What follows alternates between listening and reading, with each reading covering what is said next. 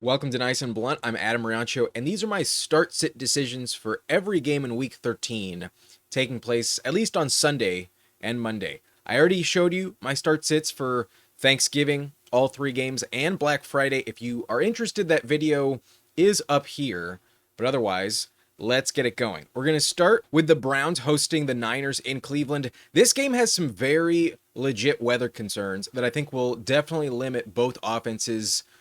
Obviously, Shedeur Sanders is going to be hard to trust, but even Brock Purdy not playing very well in the bad weather throughout his career. So the forecast in Cleveland this week calls for potential snow.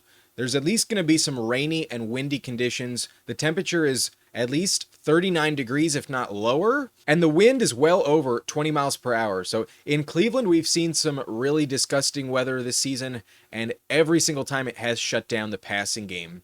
Pretty much on both sides. There have been neither team looking very effective in the passing game in those bad weather games. So it's possible I don't trust Brock Purdy as much, especially when you factor in the Browns defense against the position is already a bottom five matchup. Against quarterbacks, they are allowing the 29th fewest points to the position, unlike the Niners, which are a top 10 matchup for the quarterback. So I don't know if I trust Brock Purdy. There he is.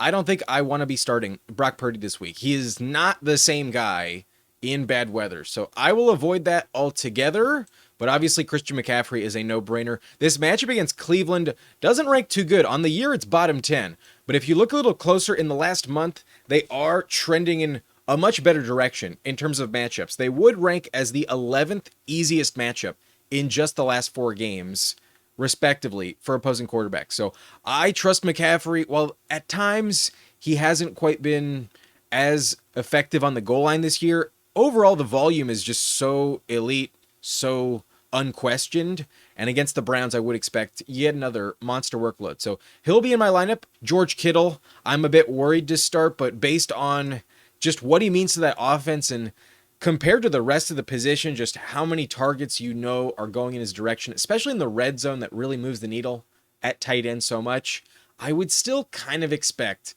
a touchdown for George Kittle. His matchup against Cleveland actually isn't as difficult. It ranks number 20 on the year, but in the last month, it's down to just average number 14. The weather's really the only red flag for George Kittle, but the weather is a green light for Quinshon Judkins. I would expect even more volume for Judkins and most likely another touchdown, if not two. They really favored the run in the red zone last week. They did not trust Shedeur Sanders. Instead, they just ran Wildcat with Judkins, and it is probably going to happen again. So I know for a fact they will give Judkins a lot of work regardless of weather. And with the weather tacked on, I could see Judkins be way more valuable than George Kittle. I would still assume McCaffrey's going to be better, but I definitely want Judkins in my lineup. But given it's a home game with this bad weather, I don't trust Brock Purdy. I'd be starting Cleveland's defense. I trust them this year. They've been very effective. Just in terms of matchup stats, everything is a downgrade. Everything is at least bottom 12, if not bottom 5, for every position against Cleveland. So a tough matchup regardless of weather. With that helping you, I think they're a clear top 10 play. But I also think the Niners are pretty interesting. I don't think this is a massive blowout by either team. And although I did pick the Browns to win straight up, odds are it's just a low-scoring game, like 17-16 wouldn't shock me as a final score. I think there might be some missed kicks as well. So I like both defenses, more of a low-scoring run-first game plan, but I think I'm still going to start George Kittle. Harold Fannin, though, I think at tight end, because the bar is so much lower, still might crack my lineup, but I would be reluctant to trust Shedeur Sanders entirely. But if you look at this matchup against the Niners, it does rank top 11 on the season against the position. In the last month, it's getting even easier. It's up to top 4.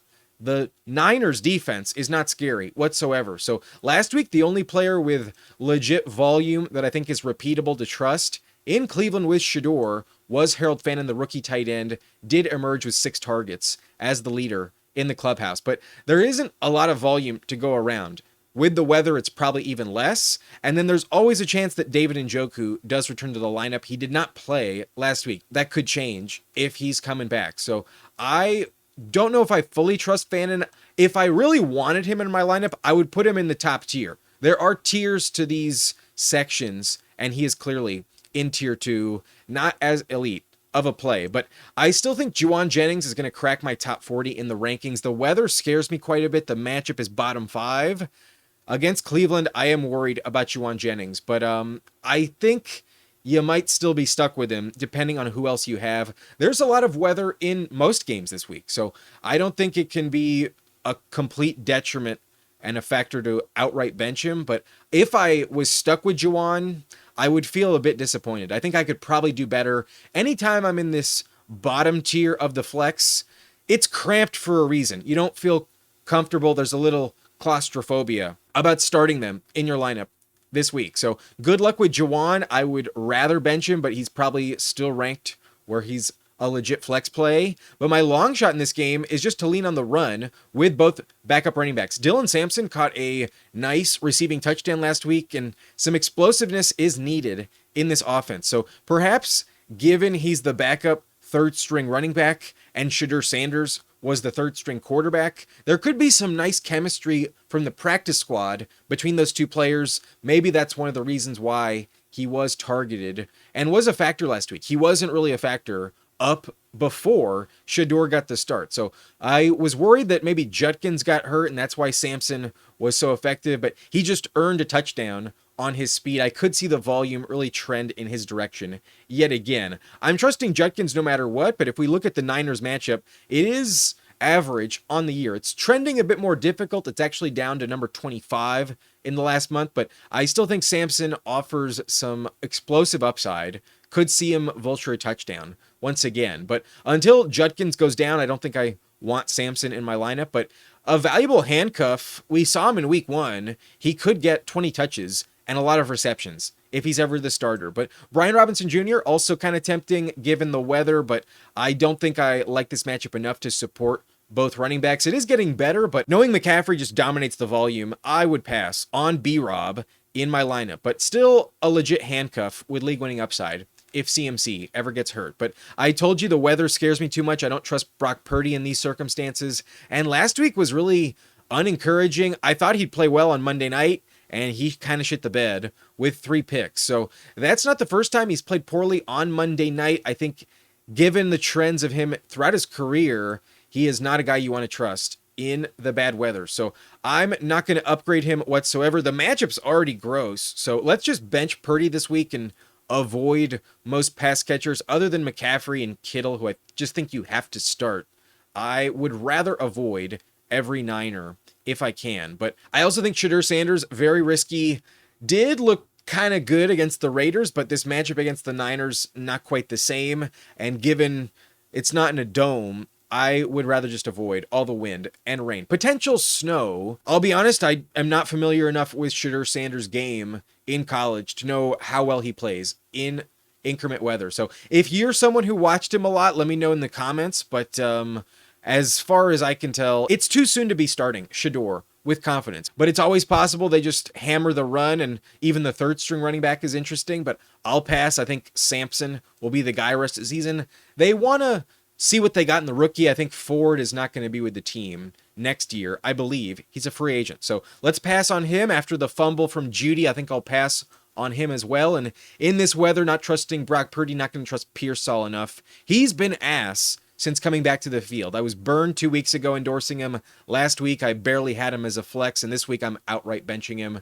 I do not trust Ricky Pearsall whatsoever at this point in time. So no thanks, given the weather. And then Isaiah Bond looked good on the deep shot last week. Maybe it happens again, but with the gross weather, I will pass. And Njoku may still be out, but I'm not sure when he's coming back. I'll pass on him. I think Fannin is more valuable with Shedeur. And then Ayuk seems like he's getting cut. At least his contract was voided next year, and that's a mess in San Francisco. But those are the start sits for the Browns Niners. Let's move on to the Jaguars at the Titans. The Titans actually held their own last week. They almost came back and made it interesting against the Seahawks, but in reality, garbage time is their destiny. So let's look at this matchup. The Jaguars aren't actually that difficult unless you're a running back. If you are a running back going against Jacksonville, you have bottom 5 matchup across the board, and I don't think it really benefits Tajay or Pollard at all. So given their split, it's almost 50-50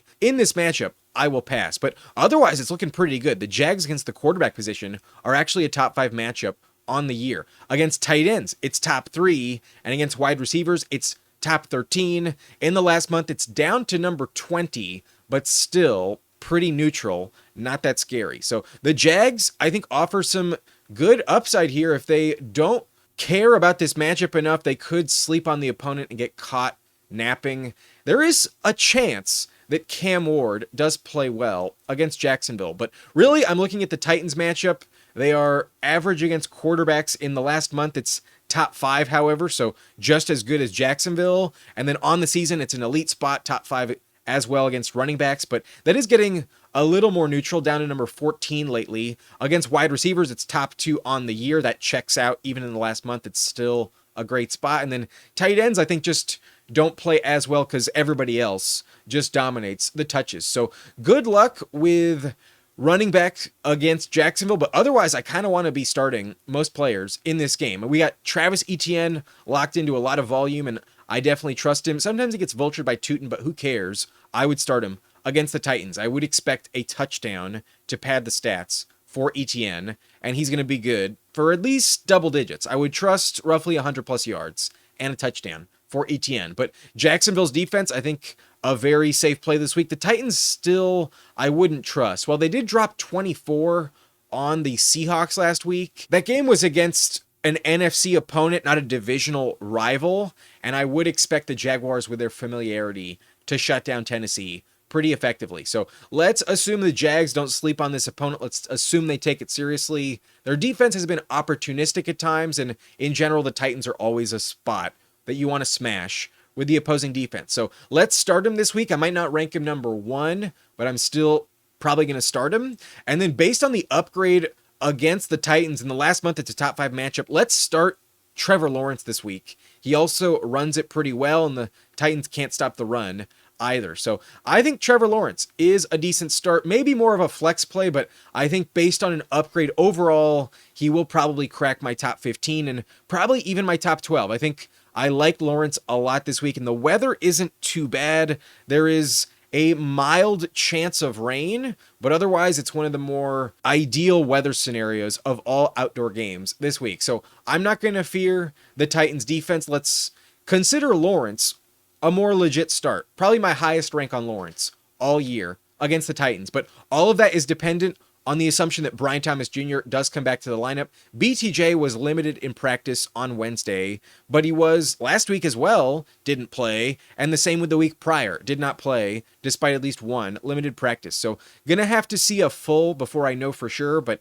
it does look likely that he is back. They are sounding pretty optimistic. They did not put him on IR, and this is a great matchup. Top 2 for BTJ. If he's good to go, I could assume a dominant stat line out of Thomas this week. So if that is the case, then I would trust Lawrence a bit more. This start decision on Lawrence is fully dependent on BTJ actively starting and playing well. So I'm going to assume he's healthy, but you want to make sure there's a chance you do get burned with him on the bench. So good luck there. But otherwise, Chimera DK is the most appealing and really only appealing option in Tennessee. Last week had 7 targets, another touchdown, and given the injuries at receiver, it looks pretty clear he is the guy that they have at the top of the depth chart. He was drafted the highest. Ayamanor, also a 4th-round pick, missed last week. It's possible that Ayamanor plays, but I don't trust him. I haven't seen the same production out of Ayamanor.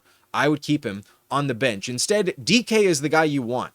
DK has been the most efficient when he actually gets touches. They turn into legit fantasy points. In this offense, there is enough value to at least consider him on your bench. I would pick him up. He is a number 1 receiver in the NFL. That does have value, and their schedule down the stretch is actually not bad. They have another matchup against Jacksonville and some other good spots. Maybe Cam Ward does flash that number 1 upside with DK down the stretch. But I think Brenton Strange is probably more likely to actually crack your lineup because you might need a backup tight end. I think Brenton Strange proved something last week, and he has been really effective last several weeks with Trevor Lawrence. So I know it's a little hard to trust. He hasn't shown much this year, but it's just because of the injury. Otherwise, if you look at his game log, he has actually been kind of consistent from a floor standpoint. He's a bit bust proof. I did just pick him up in the subscriber league. I got to bench George Kittle next week with the bye. And honestly, I might even consider benching Kittle in the bad weather for Brenton Strange. I doubt I would do that, but Strange I think is one of the more valuable waiver wire pickups you can find at tight end for the remaining schedule this year. I think in the fantasy playoffs, Brenton Strange has value. So this week, a legit flex play, but might not crack my top 10 given there isn't a deep track record of success. Given he just came back, it's hard to know exactly if last week's stat line will repeat. But the matchup isn't the best. Maybe I'm overestimating him, but I doubt it. Jacoby Myers and Parker Washington, though, are both really, really tempting flex options. I like both of them, but I think I prefer Jacoby Myers just a touch, just barely. They both scored a touchdown last week, and Washington was more effective, and I guess he does have more better games when you really think about it. But Myers was traded for. I think Myers is more talented, and I think last week Myers had the tougher coverage from the defense against Arizona. So I think this week with BTJ returning, Myers will get open a little bit more, and I think he will be above Washington on the depth chart. So it could be a toss-up. It could still be Parker Washington, the guy you'd rather have, but Myers has been proving some stuff in Jacksonville lately. I think this offense can support multiple receivers and a tight end, and this matchup is phenomenal for the position. So I consider both of them legit low-end flex considerations. I doubt they crack my top 35, but somewhere around wide receiver 40, 42, in the top 45 for sure. I think both of them have some upside, but more appealing in DFS. I think a Trevor Lawrence stack in DFS is actually kind of valuable this week, but a player I'd be embarrassed if I was stuck with, but when you look at the stats, would indicate does have value this week is Cam Ward of the Titans. The matchup's top 5, and although at times they do really show up on defense, like they shut down Justin Herbert just 2 weeks ago, but last week Brissett went over 20 points. They gave up almost 30 points to Davis Mills before that Charger game, and then they also gave up almost 30 to Geno Smith the week prior. So when they play on the road, they're not quite as difficult. I think there's a potential upset. While I wouldn't bet on it, I think Cam Ward proved something last week, and he did impress me. Against Seattle, I thought they would look like shit, and he did score 24 points on offense. So touchdowns are the only problem, but otherwise I think Cam Ward might be giving you legit yardage this week, and I don't really fear the Jags defense. So while I am telling you to start Jacksonville's defense, I could see a world where that actually blows up in your face, and I could see a chance that Cam Ward does have his breakout game, but against Jacksonville, I think I'll pump the brakes enough to bench him. In Superflex, I do think he'll crack my top 24. I do think he's a bit more tempting in Superflex, but not in a one quarterback league. I would bench him in the average 12-team league. But my dark horse candidate is Gunnar Helm, also in this category last week, and I didn't expect him to overtake Chigo Okonkwo, but that's what happened. Gunnar Helm actually played pretty well, and I did like him coming out of college. I thought he would have some value. In his second year, he has already taken over Okonkwo's job, but Okonkwo did get banged up dealing with a foot injury. I don't think Okonkwo practiced Wednesday, so that's even better for Gunnar Helm, and he was pretty effective last week. So the tight end position is just so deep. If I'm starting one in this game, it is Brenton Strange, not Gunnar Helm. But a name to keep an eye out on, especially with the Ridley injury, there are targets up for grabs. And if Okonkwo's not going to play, then Helm will probably run 85+% of the routes this week. And I would expect some garbage time. This matchup is top 3, an elite spot for tight ends against the Jaguars. So a sneaky option. I would only consider it in DFS. I'm not ready to start the rookie, but a name to keep an eye out on. Absolutely on the radar, but no thank you. I'm going to bench him. I'm also still going to bench Byshel Tootin. The matchup against Tennessee is good this year, but getting tougher as of late. It's just league average. So let's not expect that touchdown to hit for Tootin, only ETN, and let's just bench the backup, shall we? Not going to trust him in week 13. Not enough volume, but Tyjae Spears, I mentioned, gets a terrible matchup, so let's bench Tyjae Spears and Tony Pollard. We're also going to bench the Titans defense. I don't trust them against Jacksonville. I'm genuinely considering Trevor Lawrence in my lineup this week, so that's saying a lot. The Titans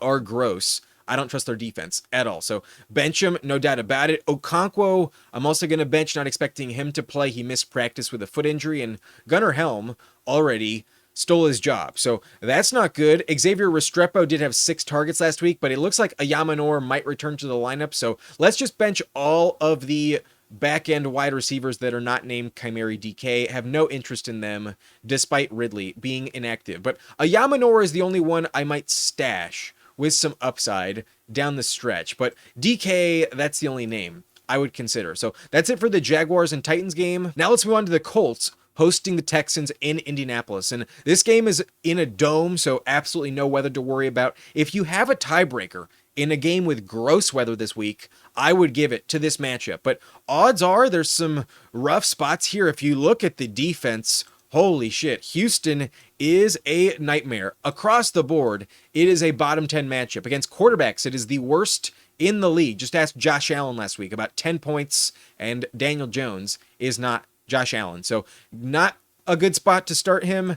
Absolutely, I would bench Daniel Jones. But also a bottom 10 matchup against the running back position. James Cook did have a breakaway touchdown, and in the last 4 games, this matchup is actually league average, does rank number 16, not as scary. But if you take away the house call against Houston last week, James Cook actually was not that effective. He would have had less than 60 yards, and perhaps Jonathan Taylor will struggle like he did against the Chiefs. But I doubt it. If you look at the track record, Taylor fucking owns them. Only one game last year in the season opener when they had the entire summer to prep. They limited Taylor. Otherwise, he has absolutely torched them. Usually goes over 140 yards from scrimmage, along with at least 2 touchdowns. There are rarely any games for Taylor with less than 100 yards and a touchdown against the Texans. He normally fucking torches them. I would expect it to happen. He's not going to be limited for 2 weeks in a row. So despite that matchup, it's actually not as scary. Taylor is a no-brainer, going to remain as an elite, must start. But if you look at wide receiver matchups against the Texans, that's gross. It's bottom 3, so I'd be downgrading all of their pass catchers. I don't think they're as safe of a start this week. And for tight ends against the Colts, it's also a bottom 5 matchup. So across the board, other than Taylor, I'd be worried about all of the receivers in this game. And for that reason, I'm benching Daniel Jones outright. I think this is just a heavy Jonathan Taylor matchup. I do not trust Jones. I'm expecting turnovers. I'm not expecting multiple touchdowns, and I could see less than 220 yards passing. A gross outing with likely at least an interception and fumble, if not a pick 6 from Daniel Jones. So no thank you with him. I'm downgrading Michael Pittman as well. He's just a flex play, but his touchdown production this year has been so secure. I don't think I will outright bench him. It's going to depend on who else you have, but I am definitely fading Michael Pittman, and I'm definitely benching Alec Pierce and Josh Downs. Downs has been dog shit. Last couple games are really gross for Downs. I actually just dropped him in my full PPR league and picked up John Mechie. So not going to trust him. He has a rough schedule down the stretch, and honestly, Alec Pierce feels more valuable. With his targets down the field, I'm expecting more yards out of Pierce. Not just this week, but down the stretch. I think I prefer Pierce a bit more than Downs. Downs was rather touchdown dependent. He had 3 straight games with a score, and then it's pretty much evaporated since then. So bench both of them. The Texans matchup is too scary, and we're only trusting Jonathan Taylor and Tyler Warren. Tyler Warren is bust proof. Tyler Warren, I just have to trust. Despite the touchdown going to Alec Ogletree last week, they're still using the tight end at a high rate, and ultimately I consider Tyler Warren rather bust-proof. Not a matchup-dependent player whatsoever. He's in the elite tier at the position where I will keep him in the lineup, regardless of the downgrade. But on paper, it's a bottom 5 matchup. He might be closer to number 10 than number 5 in my rankings. But if you look at this matchup for Nico Collins on the year, it's top 10, but we all know their secondary is getting much better right now with the addition of Sauce Gardner and Charvarius Ward coming off of IR. The Colts are not a good spot. In the last month, it's actually a bottom 10 matchup, would rank number 25 on the board. So really, it's only a good matchup for tight ends against the Colts. That's why Dalton Schultz, I think, is a good start this week.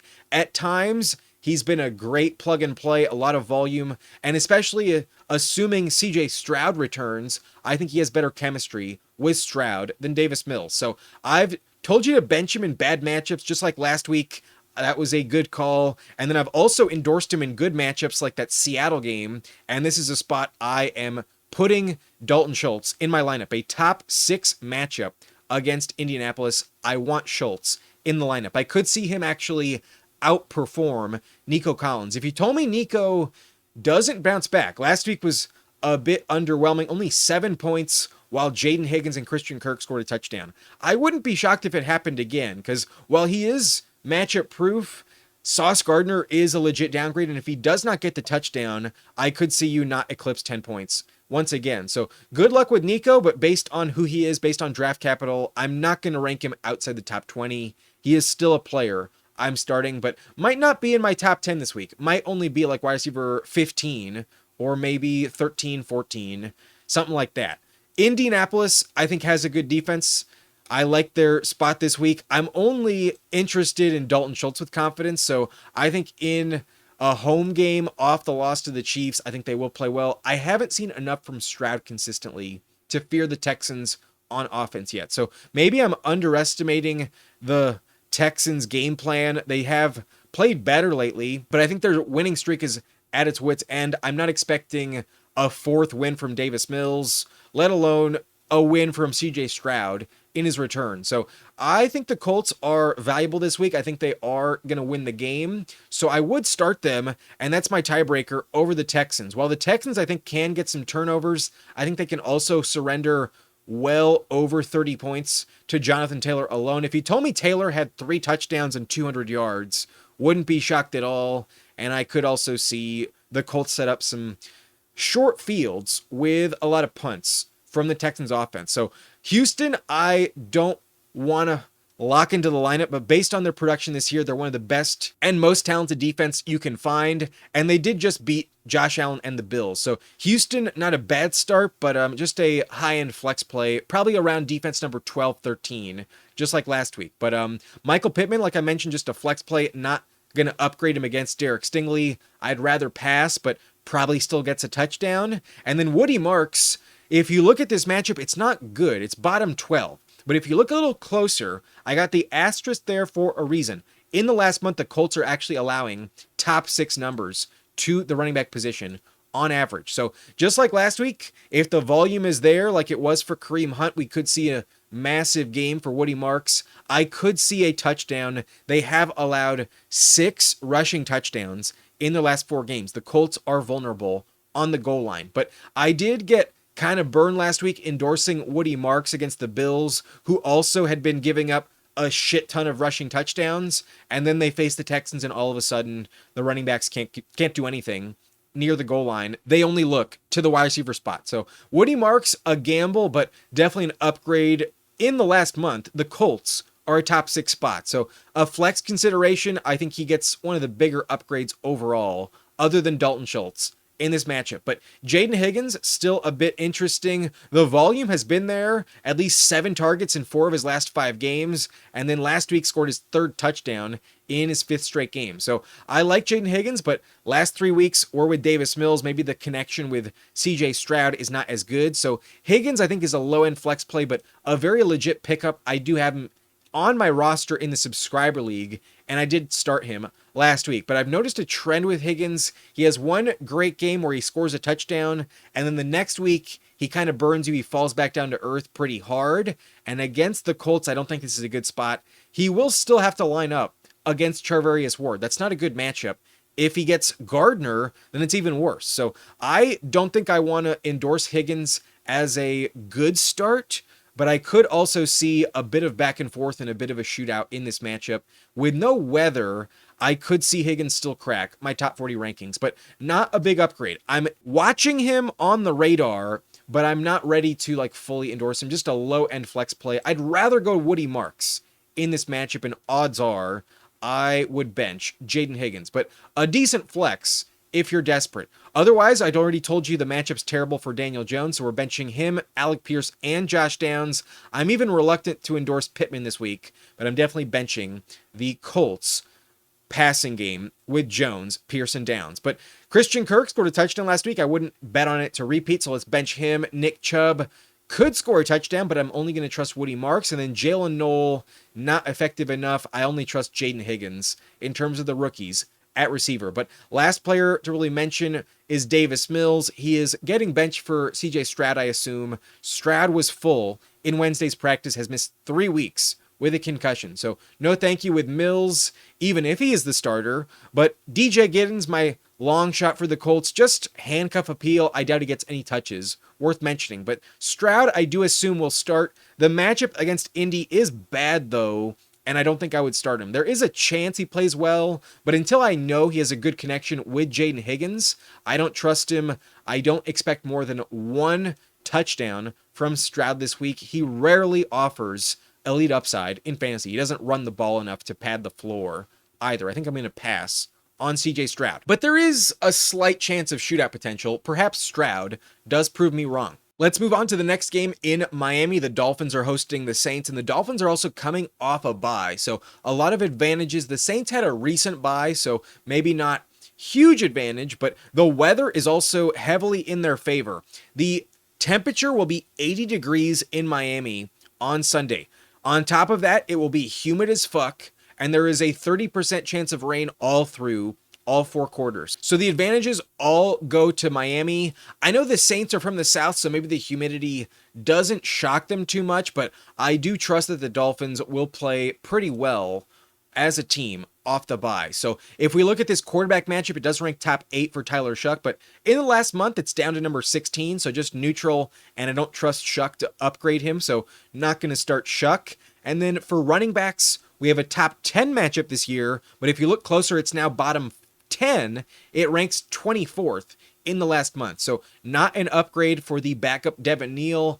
Alvin Kamara probably going to be out. He went down with a ankle injury, and he did not practice on Wednesday. So Kamara at his age, not expecting him to even play. I'm going to bench Devin Neal. Not an upgrade at all, but a bottom 10 matchup for receivers. The Dolphins are actually good in the secondary, so that's a downgrade for guys like Chris Olave and Devon Vele. The only upgrade that is legit would be for tight end, so Juwan Johnson could be a safe start, but otherwise the New Orleans defense is average across the board. Against quarterbacks, it ranks 18th this year, and in the last month, it's actually down to 26. It's actually a negative matchup in the last month, but against running backs, it's exactly in the middle. Number 16 is league average. Number 19 is still neutral. And then number 14 for tight end is slightly above average, but still also neutral. So I'm not really changing my opinion on most players. If I have the studs in Miami, I'm starting them. I have Devon Achane as a must start. That's a no-brainer. Let's lock him in. And then Jalen Waddle should play pretty well. The Saints secondary doesn't scare me. And especially at home, Tua plays better. Waddle has played lights out at times, and I think he'll bounce back. That Madrid game was weird, and I think he should play much better against the Saints at home. So I'm starting Waddle. I'm expecting at least 9 targets and probably 100 yards for him. And then the Dolphins, I think, with the weather helping them, are a great defense to start. I picked him up. I'm starting him on one of my teams this week. The humidity shut down Josh Allen and the Bills when they came to town a few weeks ago. The Saints are going to have a rough time. They're not going to be ready for this advantage. The heat will get to them. 80 degrees and humid as fuck, going to help the Dolphins defense. As the game goes on, the opponent will get pretty tired. In the fourth quarter, they will capitalize. So lock in the Dolphins defense this week. I like them a lot. I think they are top 5. But I think this is a great game to be starting both tight ends. And if you are unaware, Darren Waller is expected to be back this week. He was activated off IR. His practice window has opened, and he was already limited.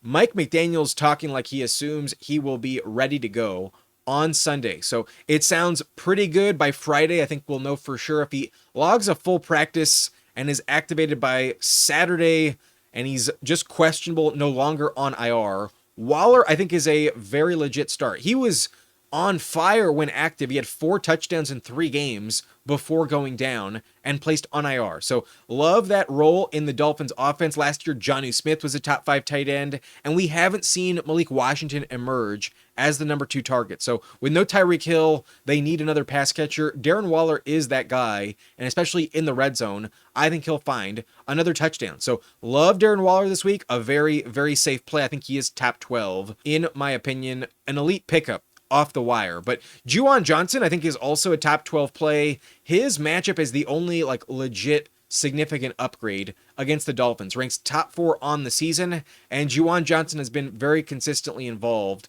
even regardless of quarterback. There was a stretch for 3 weeks where he was banged up and had some bad games, but otherwise in September he was really safe for double digits. Last 3 weeks, he's also been really safe for that. And even though he didn't score a touchdown last week, did have 6 catches. And I know for a fact he's getting elite targets, especially after Kamara goes down. There's just no other weapons to really threaten him and Olave. So matchups top 4, I will upgrade him. I would start Juwan Johnson. At tight end, I think he's top 12 at the worst. Probably top 10, just like Waller. But Devin Neal, a legit flex candidate, but probably going to bench him if I have the depth on my roster. I'd rather pass. The Dolphins matchup is not as good lately, and I think I want to see it with Neal for a full game, because although he's definitely the main running back, he's also competing with Taysom Hill. Taysom Hill is my long shot this week with 10 rush attempts last week. I know at some point that elite performance will happen. There is going to be a game where Taysom does pop off, but on the road at the Dolphins in the humidity, I doubt it. And I expect it to come at home in a better matchup. The matchups get much better down the stretch. So Devin Neal, I think, is the guy I'd rather bet on in this backfield, but because of the presence of Taysom, I think I'd rather pass. However, the matchup on the year is top 10, so maybe you are willing to upgrade him enough to start him. But in the last month, it's bottom 10. I think I'm going to pass if I can. And I'm also going to pass if I can on Olave. I don't like this matchup at all. Bottom 10 on the year for the Dolphins defense. So coming off the bye, I think they'll step up. The humidity I do expect to get to New Orleans, and I don't trust Olave for a touchdown this week. So more of a flex play, still enough volume to probably start, but similar to Devin Neal, the volume is kind of the only thing I'm betting on. In this matchup, I don't think there's enough of an upgrade to trust. So good luck with Olave, a big downgrade in my opinion this week. I'd rather pass if I could, but probably still ranked top 35. And then Tua, I think, gets a significant bump against New Orleans. Not a defense that scares me. And with the weather factoring in, I think the Dolphins are acclimated. It doesn't matter for them. I think a touchdown will be there for Waller and probably for Waddle as well. If you tell me A-Chain catches a touchdown, not a rushing touchdown, then Tua does offer some high-end upside this week. I think he will play well off the bye at home. He usually does. So their team is not dead in the water like I would have thought back in the summer. They're much better than I thought at this point in time, and they are competitive. I expect them to win this game comfortably. So I kind of want to take the Dolphins against the spread, but Tua shitting the bed at times does pose a problem. This week I'm not expecting more than 1 turnover, if any, and I think the touchdown upside is pretty high. So I do like Tua. In Superflex, I would consider Tua in the top 20 against the Saints, but not going to start their defense. If I'm willing to start Tua, then the Saints defense are going to be terrible. I would bench him, that's for sure. Last week against Atlanta was the only time I'd consider them, and they weren't as good as I thought they'd be. But Tyler Shuck, going to bench him. Not a good matchup lately for quarterbacks against the Dolphins, and the weather, I think, will limit him significantly. So no thank you with him. Devon Vele might get more targets because Kamara goes down and there aren't that many other names. They did just trade away Brandon Cooks, but I don't trust Devon Vele whatsoever. But Jalen Wright looks like the main backup behind Devon Achane, but I'm going to bench him. No thank you. Ollie Gordon also going to bench. Could score a touchdown, but without it, you don't go over 3 points. And then Dulcich gets relegated to the waiver wire now that Darren Waller is coming back. But Alvin Kamara, looks like I put Rashad Bateman here. My mistake. But Kamara, I think, is probably going to go on IR. He didn't practice Wednesday, and I expect him to be out for at least a few weeks.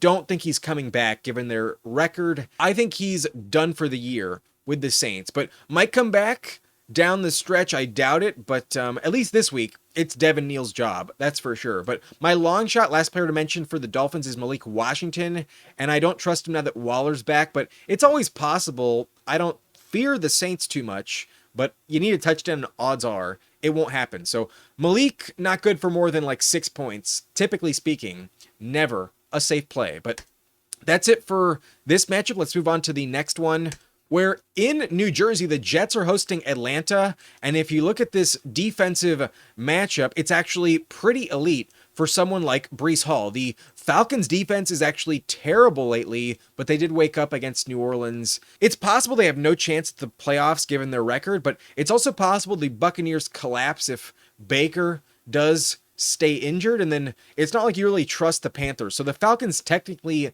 do have a shot to make the playoffs, but I wouldn't bet on it given how deep of a hole they are in. But if you look at their defense against running backs, it is a top 6 matchup this week. So I do think Breece Hall is a bit more interesting. Yesterday on the live stream, I was asked if I would go Breece Hall or Jamison Williams, and I did go JMO in that question. But when I look a bit deeper, I would consider that Breece Hall is definitely more tempting. The Falcons are just not able to stop anyone except for the Saints last week. So good luck with Breece. I still have a hard time trusting him for touchdowns, but in terms of yardage, I would expect it to be there, especially in the passing game. Where the Falcons are vulnerable is receiving yards at running back. They've allowed 50 plus on average the last 4 games. Last week, Breece Hall went over 100 yards from scrimmage because he had over 70 yards on 4 receptions. So Breece, I think, will have at least one major yak reception. One massive play, I think, will hit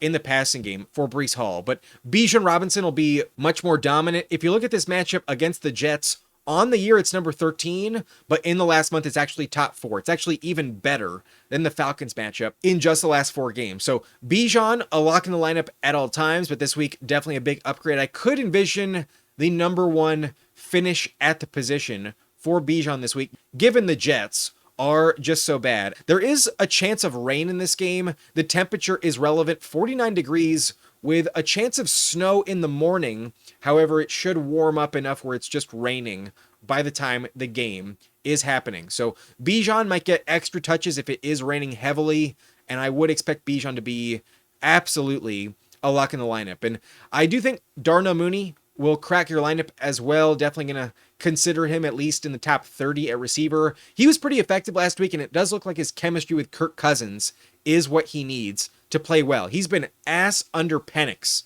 but with Cousins and no Drake London, he was pretty good last week. And against the Jets, I don't fear this matchup whatsoever. The Jets are giving up bottom 12 numbers this year, but it started off bottom 5, and since the Sauce Gardner trade, it is getting much better. So it hasn't quite gotten good enough to be an elite matchup, but I do expect a lot of volume going to Mooney. There's just nobody other than Bijan and Mooney in this offense, and London is now doubtful for Sunday's game. He missed last week, and it doesn't look likely he'll come back against the Jets. So I think they're going to save him for some divisional matchups. That's the only path they have to win the division and make the playoffs. I doubt it'll work out, but I understand why they think they can beat the Jets without London. But maybe he's just so banged up, it's not even worth risking. That is also a possibility. So don't start London. He's doubtful. I would expect Mooney to be a legit play in your lineup this week. But the Falcons defense against the Jets are a legit top 10 play, always an upgrade against the Jets at all times. So Falcons did play well against the Saints last week. Given their season's on the line, maybe on the road they wake up again and do play well. They have shown up at times, but also other times they've done nothing. So good luck with them. They're an enigma, and if they let you down, wouldn't be shocked at all. But the Jets matchup is elite lately, so top 5 numbers allowed, not just going to be applied to Bijan, but also Algier. We know he's involved in their game plan pretty consistently. So could see this as a week where he does score a touchdown and gets double-digit volume. If he does, he will put up double digits in fantasy. So like Algier, big upgrade, very high outcomes if the volume is there. So a legit flex play will rank him top 30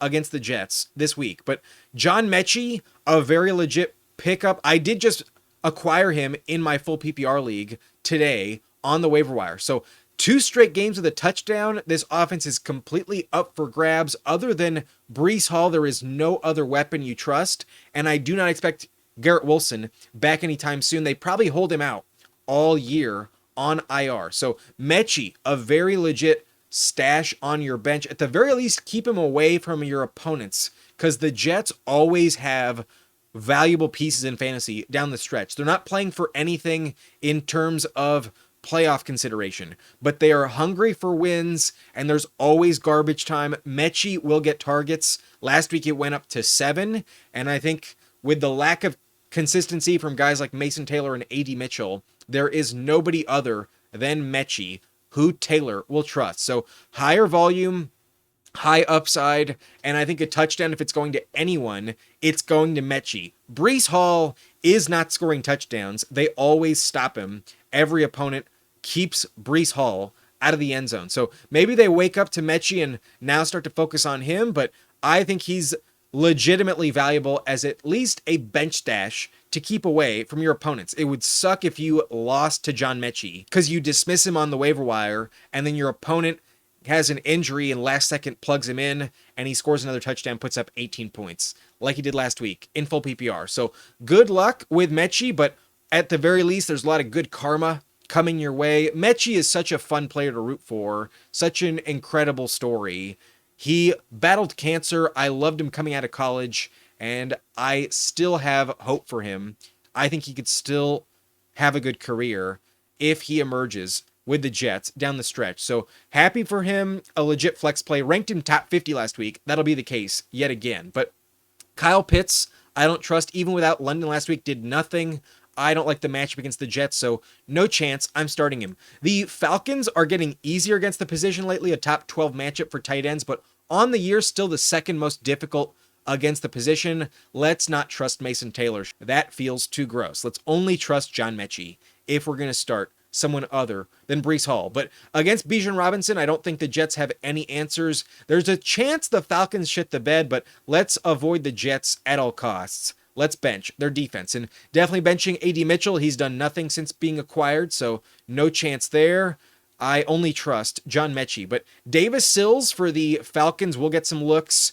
Behind Darnell Mooney, though, I'm not trusting anyone in that passing game. And same with the running back behind Breece Hall. No thank you for Isaiah Davis. The matchup is good, but I will pass. Not that desperate. And then Garrett Wilson on IR, can't start him. He's injured, and same with London. He's doubtful. Not expecting him to play, but there is some long shot upside for Kirk Cousins, who did have 2 touchdowns last week against the Jets. It's a top 12 matchup, so could have some upside, but I think I'll pass. I don't trust any pass catcher other than Mooney, and Bijan might not offer the yak that you're looking for. So let's avoid that. I'm going to ignore Kirk Cousins for now, but against Tampa Bay in a few weeks, that could be interesting. He did torch them for 30 plus points both times last year. Until London returns, though, let's avoid Kirk Cousins. But the Falcons matchup does not scare you. In the last month, it is a top 15 matchup, not bottom 10 like it is on the year. So they've had some hiccups at times. There is a chance that Tyrod Taylor does run the ball effectively enough to offer some upside, but I will pass. I'm not going to bet on the Jets quarterback. He's just the only one that might even be considered as a long shot other than Mechie. So that's it for this game. Let's move on to the Tampa Bay Buccaneers hosting Arizona. And this is yet another game where rain is a factor and weather might be a problem for the road team, because Arizona is not used to playing in bad weather. They're an indoor team, and typically when it's cold, it's a problem. But the weather in this one is hot. It's on the opposite end of the spectrum, and maybe because they're from the desert, it does help them a little bit. In Tampa this week, it's 80 degrees on Sunday, a 70% chance of rain, and humid as fuck. So that's not good. I think it could be a big problem for them, but I think it's mainly a problem for Kyler Murray, not as much for Jacoby Brissett. Brissett appears to be bust-proof. He's been really effective in his starts with the Cardinals. So maybe he's just vying for a job in his next contract and it's motivating him well enough. He also has good weapons. I do like Brissett as a safe start, especially when you factor in that the Tampa Bay Buccaneers are the 6th best matchup for quarterbacks this year, and with that Josh Allen game happening just 2 weeks ago, in the last month, they do rank top 3 for the position. So I think Brissett is a viable starter. Last week I endorsed him. He paid off again with another 20 points. And that's been his floor this year. He also has some 30-point upside. He's gone over 25 a couple times. So I like Brissett a lot. It's also looking like Marvin Harrison Jr. is back at practice, probably going to come back. They need to clear him. Obviously, it's not guaranteed. He had appendix surgery just, I believe, 2 weeks ago. But Harrison, I think, will be active this week, and I think he will be back and good to go. So that's another upgrade for Brissett. We know that Trey McBride is a lock in the lineup. He's the tight end 1 this year, and he's a no-brainer. Definitely not benching Trey McBride. So all those things factoring in, Brissett has legit weapons. And then this week, he gets a run game. Trey Benson, I believe, will return to the lineup. He was limited all week in practice in week 12. They held him out to be cautious, and I do assume he's going to return to the lineup in week 13. So going to be activated off IR, and that's very positive news. I like the upside for Arizona's offense entirely. Maybe Benson vultures Brissett, but with Harrison expected to be back and McBride finding the end zone like clockwork, Brissett I think is a very safe plug and play in your lineup. The Bucs defense does not scare me, and ultimately I think the rain is not going to pose enough of a problem. If it was windy, I might care, but the wind is not a factor. It's just rainy, and it's not going to be slippery enough where it stops the Cardinals offense, because the Bucs defense is just so bad. Top 6 numbers for quarterbacks, top 10 for running backs and wide receivers, a neutral matchup for tight end. Upgrade everyone in this game. I would expect a shootout as long as Baker Mayfield is going to be active. And Baker did not practice in the walkthrough on Wednesday. That was definitely expected. It's all going to come down to Friday's practice reps. Thursday, he can still miss, and it doesn't matter to me if he's full on Friday or even limited. Then I would assume Baker comes back to the lineup. But given the shoulder is a very legit red flag, I assume that the Buccaneers will be cautious enough to hold him out, because this game does not matter for the playoff picture. I assume they'd like to have the best record possible, but ultimately they want to win their division, not be a wildcard team. And the path to win the division is with their 4 remaining division games left on the slate. As long as they win 3 out of 4 of those, they should win the division outright. I doubt 10 wins won't be enough for the Buccaneers if they go 5-1 in the NFC South. So I assume they won't force the issue on Mayfield, and that's why this rank on him is definitely contingent. If he's active, I would start him. I don't fear the Cardinals' defense enough to bench Baker Mayfield at home. The rain is a minor factor, but really it's just the shoulder injury why I would fade Baker Mayfield. So if he's active, let's start him. If he's not, though, I'd be benching Egbuka. Egbuka's spot here as a start is absolutely contingent on Baker Mayfield. If you tell me it's Teddy Bridgewater, I would bench Egbuka. I have him in the subscriber league, and last week was rough, and I don't think it'd get much better against Arizona and Will Johnson. I just don't believe in Teddy Bridgewater. Maybe against the Rams and that pass rush, that's why they played so horseshit, but Teddy just looks so inept, and I don't trust Egbuka at all with the backup quarterback. So need Mayfield to play to trust Egbuka. As long as that happens, I would start him. But he has an asterisk here, just like Marvin Harrison, because it is contingent on the health status of at least a different player for Egbuka. With Egbuka, it's Mayfield. With Harrison, it's just himself. And I think it's less likely that Mayfield plays as opposed to Marvin Harrison. At least Harrison practiced on Wednesday. So monitor Mayfield's status. I don't know what'll happen. I am trending towards believing he will miss against the Cardinals. And that's why I took the Cardinals to win. I know Bucky Irving is expected to come back, and I'm definitely going to start Bucky Irving. Look at this matchup for him against Arizona. It's a top 7 spot. The Cardinals do not stop running back. So as long as Bucky is active, if you've been waiting this long, he's way too talented to bench. I would put him in the lineup, and maybe they win this game just on the back of Bucky Irving. But I think he's in your lineup regardless of quarterback. I think he's the one bust-proof matchup independent player that you have, and the matchup's also good, so you give him an upgrade as well. So I assume Bucky's coming back. I would start Bucky in the top 10, no doubt about it. But Michael Wilson is an interesting start. If you look at this matchup on the year, it's bottom 12 against Tampa Bay. But if you look at this matchup for Michael Wilson, it ranks top 10 on the season. But in the last 4 games, it's actually top 2. The Buccaneers have a terrible, lackluster defense. They're not stopping anyone whatsoever. So I think Michael Wilson is earning the trust of Brissett. And given Harrison might come back, but might be a bit rusty or just not 100%, I still think Michael Wilson is kind of tempting. So I like this matchup a lot. I do trust another receiver with Brissett at this point in time. And I think the yardage will be at least like 50 plus yards on Michael Wilson in this matchup. If you get a touchdown, he'll be a great start. So I think he's a solid flex play. Probably not top 30, but in the lower end consideration and a solid plug and play, despite kind of not being safe up to this point. Since Harrison goes down and Brissett has taken over, he's been so much more valuable than he was with Kyler Murray. I like Michael Wilson a decent amount as a bench stash rest of the way. I like him kind of equivalent this week to someone like John Mechie, but Cade Otton I don't think has a great spot here as long as Teddy Bridgewater is the quarterback. But if it's Baker Mayfield, then the matchup is definitely a good one. Does rank top 10 against Arizona. So Cade Otton, a risky flex. If it's Bridgewater, I think I would just fade him. I wouldn't trust the offense enough. But if it's Baker, then fire up Otton. I think he'll have a good spot in this matchup. It's definitely an upgrade. So could score a touchdown. It's been evading him a lot this year, but typically the yardage is there for Otton in good matchups. He usually goes over 40, 50 plus yards pretty consistently. So like him if Baker's the quarterback, but contingent on that and that alone. And then Sean Tucker probably still gets some work behind Bucky Irving. I think he is in the better graces than Rachaad White right now. So a low end flex, probably going to bench him, but against Arizona, it's a top 7 matchup. He's a bit more of a long shot, assuming Bucky comes back. But assuming Bucky might not play, then Tucker would be a lot more interesting, a much more higher end flex play, and I would consider him probably above Michael Wilson in this matchup if you told me Bucky doesn't play. But assuming Bucky does, I'd probably not rank him inside the top 30 at the position. But Arizona's defense is a dark horse candidate here. They played pretty well against the Jaguars last week, even though that game was kind of high scoring.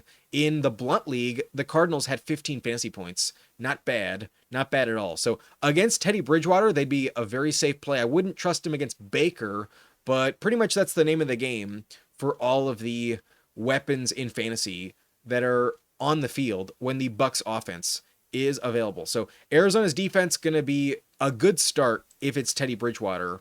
Otherwise, I would bench him. But Greg Dortch, a long shot, might still be involved, but all dependent on Harrison's health. If Harrison comes back, then no chance I'm trusting Greg Dortch. But if he doesn't play, Dortch has 2 straight touchdowns, could get a third. Dortch isn't terrible. Might rank him top 50 with no Harrison. But I assume Harrison does come back. And then Tez Johnson, an interesting touchdown option, but only with Baker, so probably going to bench him. Rachaad White, I think, is an automatic bench if Bucky comes back. And even if he doesn't, I think I prefer Sean Tucker, so no thank you with him. Godwin has no value with Teddy Bridgewater, but even no value with Baker. I think I only trust Egbuka, and then I'd gamble on Tez behind Cade Otton. Godwin, I think, is the 4th guy in the passing game, but Shepard I think is worse than him, so no chance with him. And then the Bucs defense I wouldn't start even at home in bad weather against Brissett and the Cardinals offense. Getting Trey Benson and probably Harrison back, I would fade them. I think the Cardinals are going to win this game, so no thank you on Tampa's defense. They've been awful this year. And then Bam Knight loses his job to Trey Benson, so bench him. Teddy Bridgewater, automatic benching. McMillan, though, a player you might want to put on your watch list. Maybe too soon to pick him up. His return timeline is somewhere in December, and it's still November as I'm recording this. So still too early. Not going to play this week. Definitely has no value putting up a bagel against Arizona. But when he comes back, who is better than him other than Egbuka? I know it's risky, but I think once he's fully healthy, he will have legit upside.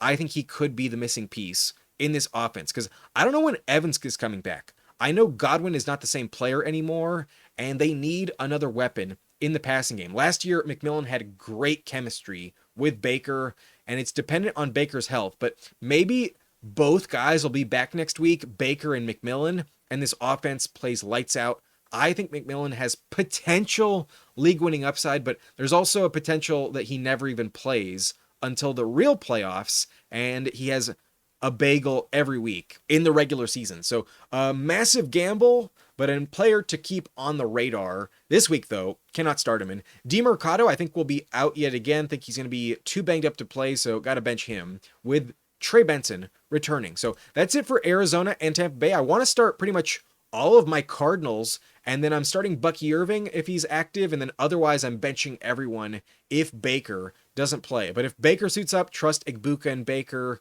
Even Otten, I think, would be a good start against Arizona, but only trust Bucky Irving at this point in time. We'll see on the status of Baker Mayfield. Let us move on. We have the Rams traveling to Carolina to take on the Panthers, and this game I think is very straightforward. There are very few players for the Panthers I trust. Meanwhile, the Rams offense is pretty consolidated. It's pretty obvious who you're trusting. Puka Nacua, always a lock-in lineup, always a top 5 guy in the rankings. And then Devontae Adams, money in the bank in the red zone. I think he will set his own personal touchdown record this year.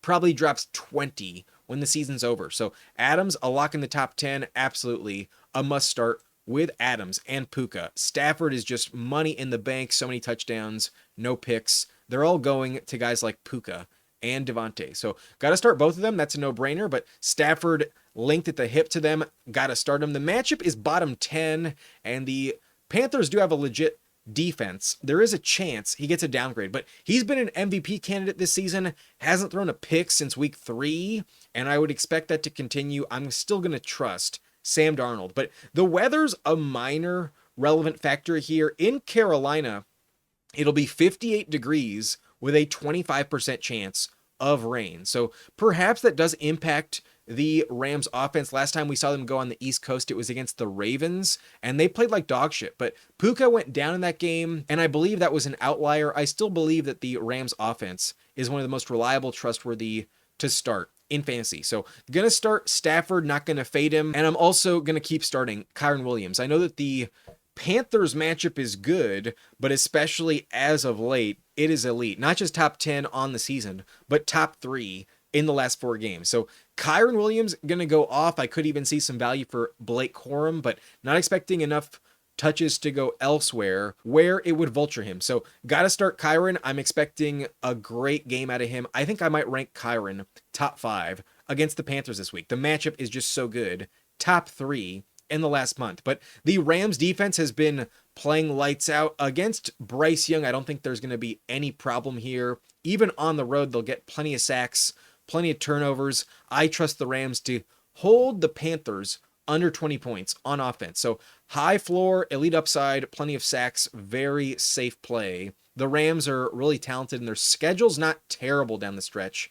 I think the Rams should most likely be in your lineup most weeks down the stretch. So going to start them this week on the road at Carolina. I think a great spot, but Rico Dowdle gets a really tough matchup against the Rams. On the year, it's a bottom 3 matchup, but in the last month, it's getting a bit easier. However, still bottom 10. So still a big downgrade. And I would kind of believe that it's really hard to score a touchdown on the ground against the Rams. Other than in-division rivals, if you don't play for the San Francisco 49ers or the Seattle Seahawks, no one has scored a rushing touchdown on Carolina this year. So I'm not expecting that to change. It's not a division rival. So Rico, I don't think, finds the end zone. And last week, for whatever reason, they went away from him. I didn't understand that play calling at all. I know it burns clock to run the ball, but Dowdle was your best player and he only had 6 rush attempts. What the fuck was that? His efficiency was also great. He was also like really good when he did touch it.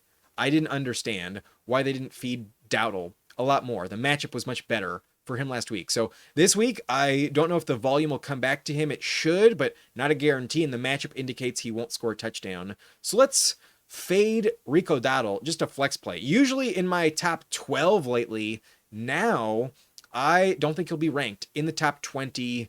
Might not even rank him top 25. A bit risky this week against the Rams. I respect this matchup quite a bit, but Tet McMillan, pretty much a safe floor play most weeks, but last week did kind of suck, and he did explode 2 weeks prior than that. So maybe he needs to play at home to play well. Maybe it was just against Atlanta.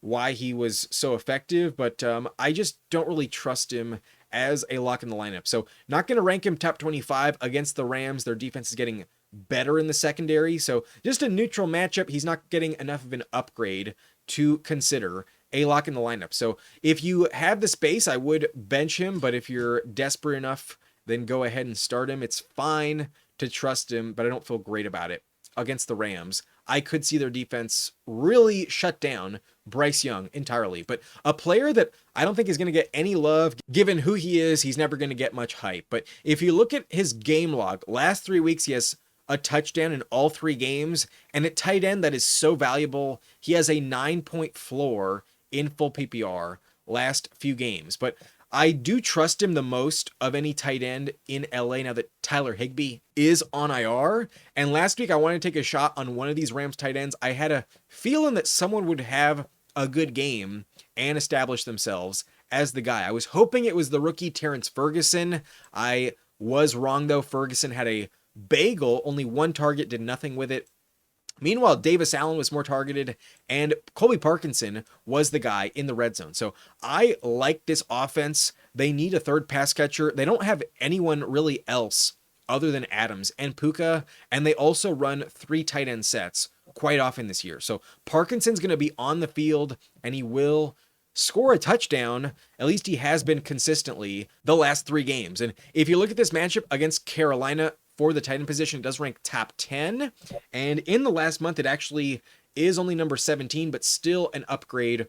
Overall, I would consider this a good spot for tight end. So Colby Parkinson, my preferred Rams option. A lower end flex play. The tight end spot is actually really deep this year. And this week, odds are you can find 15 names you like more. Like, I'd much rather get Darren Waller off the wire, maybe even Brenton Strange, but not by much. I think Parkinson is kind of right behind them in a similar tier, and if the touchdowns continue, he could be top 10 down the stretch. So I like him a lot as a backup. Next week, there are another 4 teams on bye, if not 6, and there will be some tight ends you need to fill in your roster. So Parkinson, a name to keep an eye out on, but this matchup is good. Maybe you want to start him this week if you're streaming the position, but my long shot is the running back Blake Corum. Could get a vulture touchdown. The matchup against Carolina is elite as of late. In the last 4 games, it does rank as a top 3 spot for the running back position. So Corum could score, but I'm only going to trust Kyron this week. I think it's a bit too random on when Corum pops off. But if he ever is going to do that, it probably isn't a matchup like this, a top 3 spot. But Leggett could play well, but I don't trust any real pass catcher beyond Tech McMillan here, so let's avoid it. I don't trust Bryce Young. I think he's going to get blitzed a lot. I think he'll get sacked a lot. I think he's going to have a rough time against the Rams. It is a bottom 5 matchup. He probably puts up bottom 5 numbers this week. No thank you with Bryce Young at home against the Rams. But Chuba has been very underwhelming, and last week they didn't run it at all. Dowdle might bounce back, but Chuba I wouldn't expect to get much volume. So no thanks with him. No thanks with Jalen Coker. I don't even trust Leggett, so no thanks there. And then Jatavion Sanders, not trustworthy at all. The matchup's okay, but not good enough to upgrade him. And even in good matchups, he's been dog shit. So no thanks with him. Terrence Ferguson, I had some hope for him, but I'm not going to stay stubborn. Let's acknowledge that I was wrong on Terrence Ferguson. He's a rookie. He still has time. I was optimistic, but he's not quite up to speed at this point in time. So only trusting Parkinson, not trusting Ferguson or Davis Allen, but I think I'd rather have Allen than Terrence Ferguson. The rookie had a bagel last week, so let's bench Terrence Ferguson. But the Panthers defense, no fucking shot. I'm starting them against the Rams. That is a death nail. I would assume a negative from the Panthers defense in fantasy this week. So no thanks there. Gotta bench him. Let's move on, though, to the next matchup. We have the Seattle Seahawks hosting the Vikings, and this game is going to be all Seattle. If you ask me, it's a no-brainer. Start your Seahawks, bench all of your Vikings. So let's run through the gauntlet. There are some matchups to exploit, but mostly at tight end. Otherwise, it's kind of difficult across the board. The Seattle defense is really diabolical, and this stat that they give up average numbers to quarterbacks is actually not that indicative of what it's like, of what it's been like as of late. They were injured in the middle of the year. They gave up some big numbers to teams like the Buccaneers. Baker had that awesome game, and that really pads the numbers.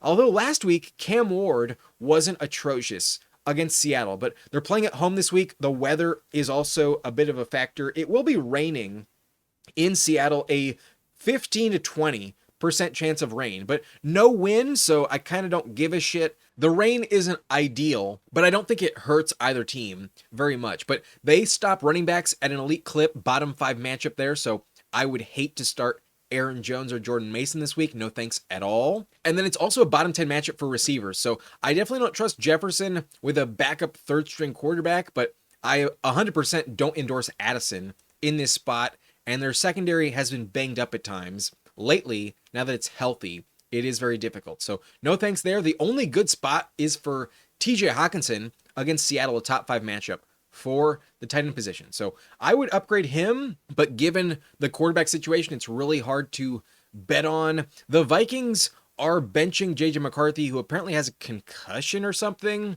I just think they're protecting him, given he gets so embarrassed against Sam Darnold. But the Vikings defense is also vulnerable to tight ends, a top 10 matchup for AJ Barner this week, so not the worst start. A bottom 6 matchup, though, for receivers, bottom 12 for running backs, but in the last month, it is up to number 13, so actually an upgrade. And then for quarterbacks, it's bottom 10, but I kind of feel like Darnold is going to go off. The revenge narrative, I think, is something I want to believe in for Darnold in this game. I think he's very motivated to play well, losing to the Rams a couple weeks ago, and then now against his former team that didn't bet on him. Now that they're reeling and looking pretty bad, I assume Darnold wants to prove them wrong for passing on him. So I think he's going to play lights out. I think he's going to play really, really well. And I know for a fact JSN is going to dominate. JSN is on pace for well over 2,000 yards, might set new records across the board.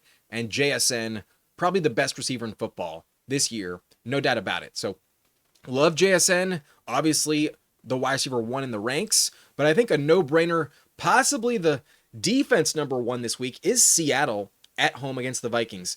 They're benching McCarthy, so possibly their offense does improve, but with Max Brosmer, I don't give a shit. I'm starting the Seahawks, no ifs, ands, or buts. They are probably my defense number 1 at home against a third-string quarterback. So the only Viking I would even think about starting is Justin Jefferson, but he's in the cramped, claustrophobic section of the flex box here, and honestly, I would be embarrassed if I was stuck starting Jefferson. I kind of feel like I should be benching him.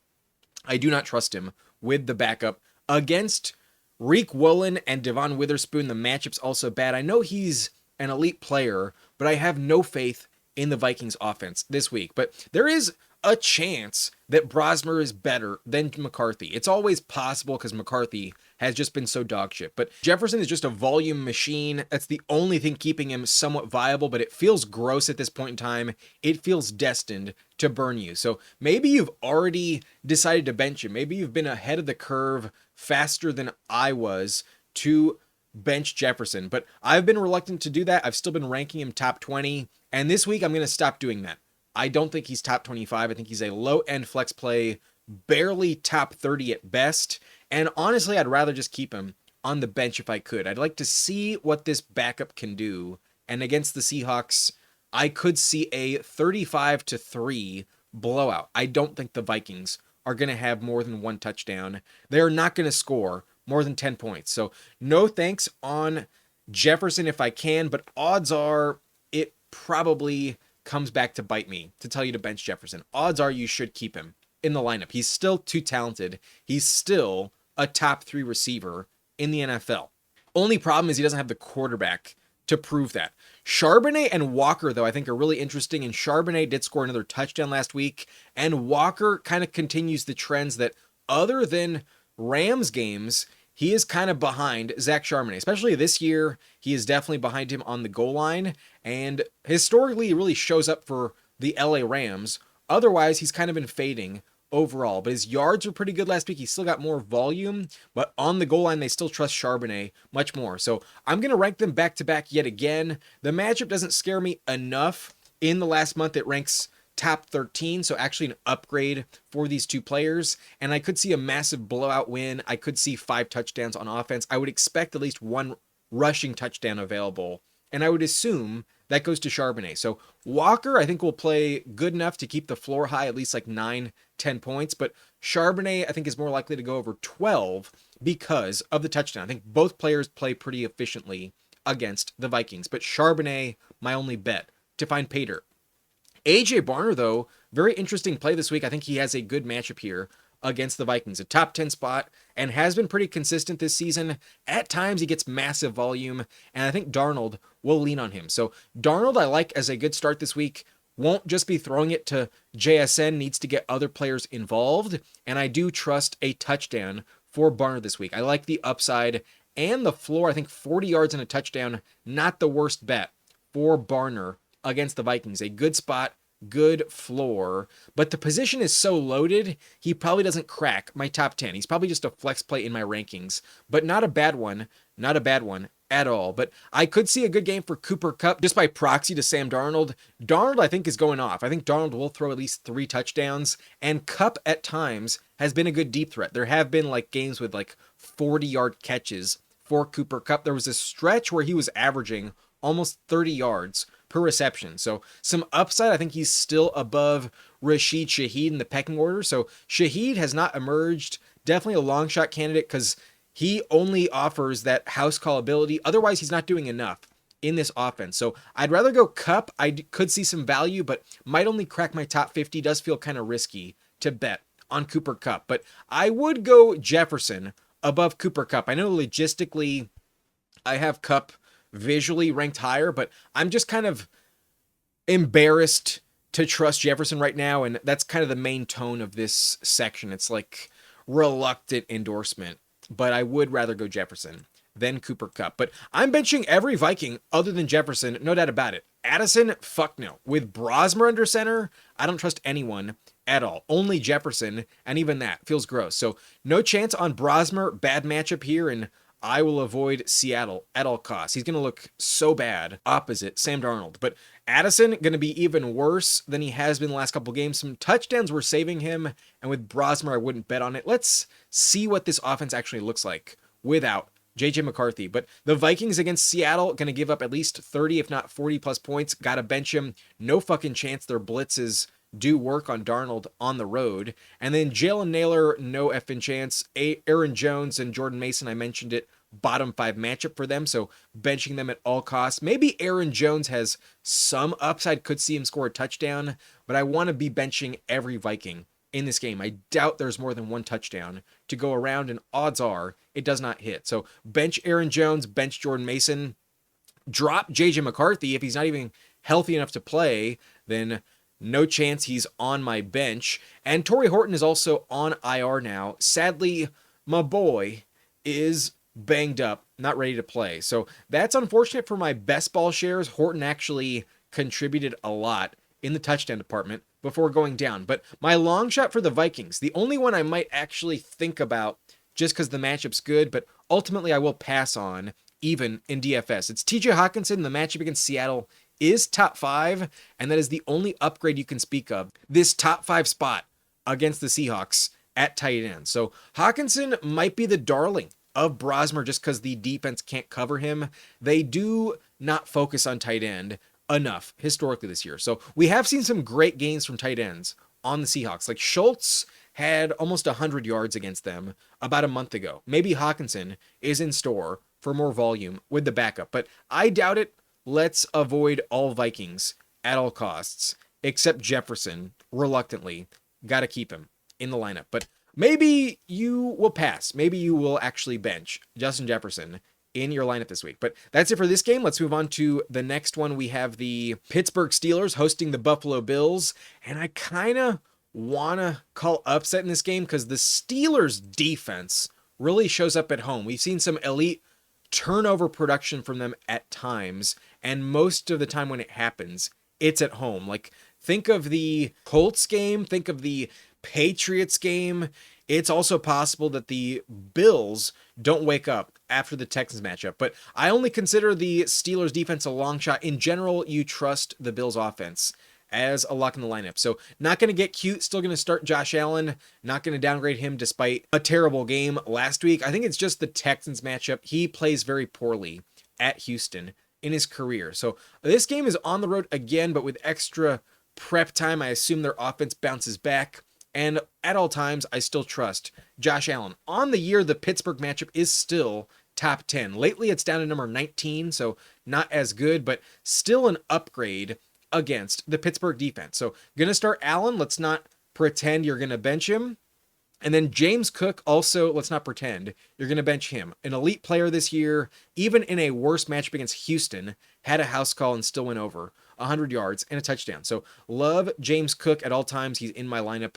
Never going to rank him outside the top 6. Down the stretch, he has to stay in the lineup. But Khalil Shakir gets a good matchup here. The Pittsburgh wide receiver defense does rank top 10 on the season. So don't trust their secondary. They're also a bit banged up at the moment. I'm not sure if Darius Slay is coming back to the lineup for this game. But Shakir really proved himself after the fumble last week. He did kind of redeem himself. But the main reason I'm trusting him is because there are no other weapons to throw the ball to. Because Dalton Kincaid, I assume, will be out yet again. He's missed some time and did not practice Wednesday. So assuming he misses yet another game. And then even if Keon Coleman does practice, odds are he's a healthy scratch. It appears he is a bust, and they have no trust in Keon Coleman. So who else is catching the ball in Buffalo? It's only Khalil Shakir. He still went over 100 yards last week, but the lateral play that did help him, the hook and ladder, may have been the only reason why he was a good play last week, because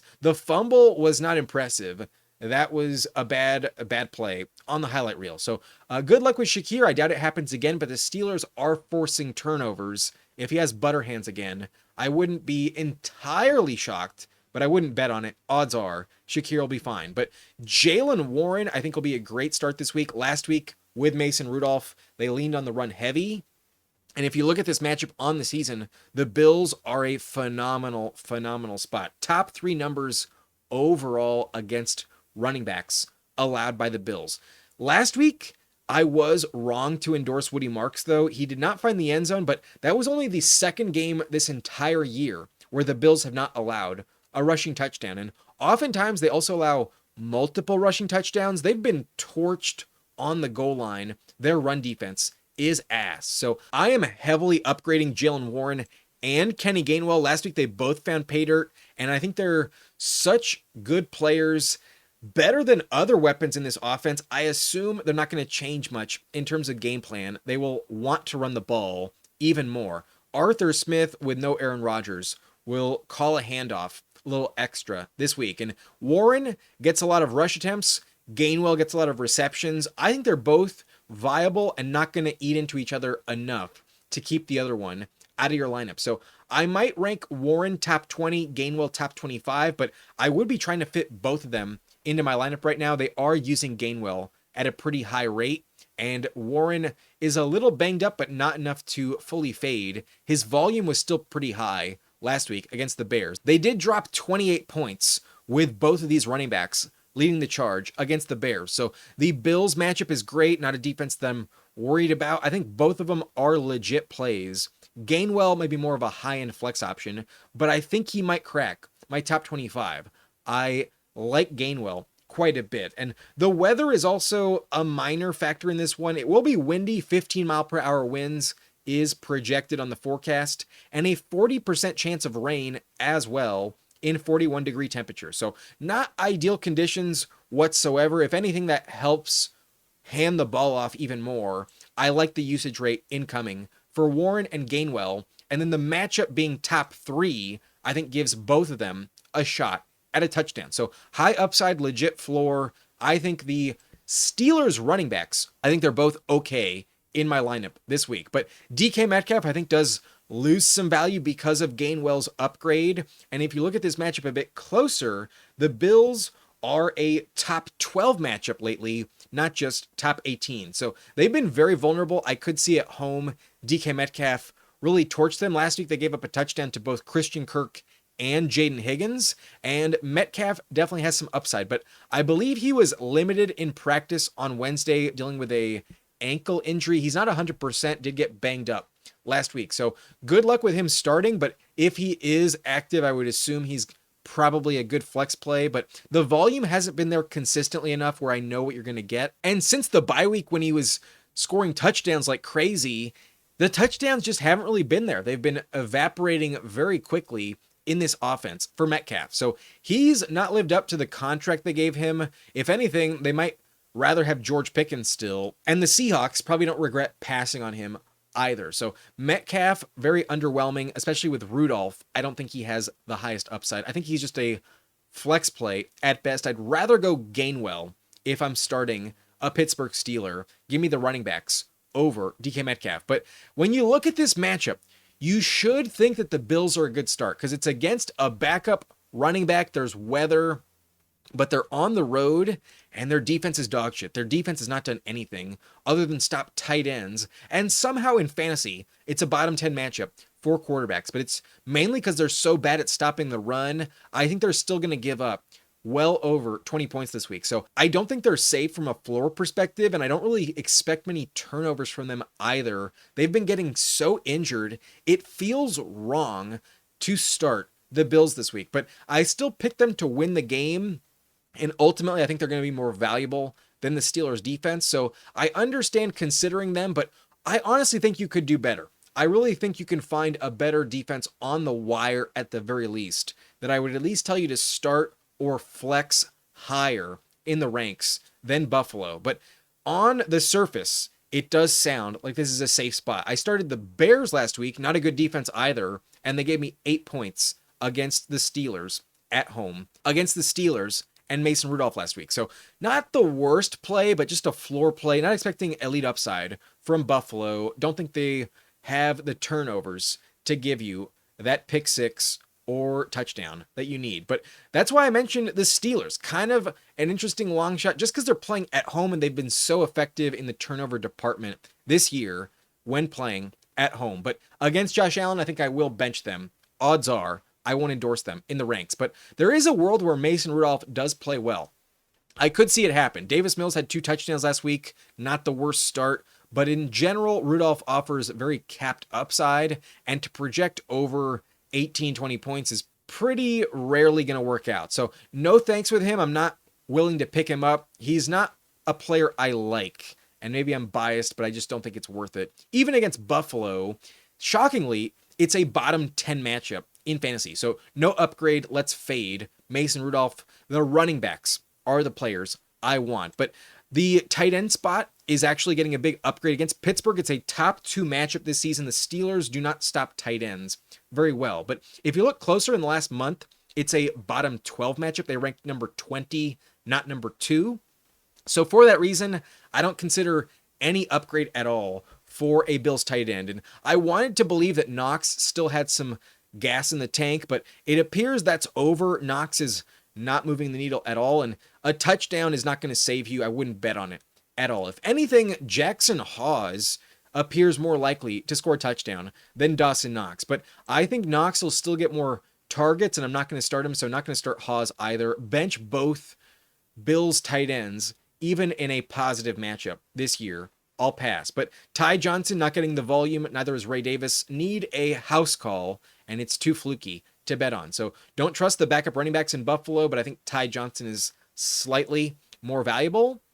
And then Darnell Washington starting to emerge as the more valuable tight end in Pittsburgh, but don't trust him at all. The matchup is the worst in the NFL. The Bills, if they can do one thing well, it's stop tight ends opposite them. So no thanks with Jonnu Freiermuth or Darnell Washington, but I think Darnell might have the most value down the stretch. But Keon gonna get benched probably again, a healthy scratch if I have to imagine, so definitely benching him. Rodgers, I assume, will sit with the wrist injury again. I told you Kincaid will be out again, most likely, didn't practice Wednesday, and that is it for this game. I wouldn't be starting anyone else other than Allen, Cook, Shakir, and the running backs. Even Metcalf kind of scares me a little bit. I would fade Buffalo enough to bench, most likely. But that's it for this game. We have just a few left, so let's keep it moving. We have the Chargers hosting the Raiders on Sunday afternoon. And if the Chargers don't win this game, they are pathetic. I might give up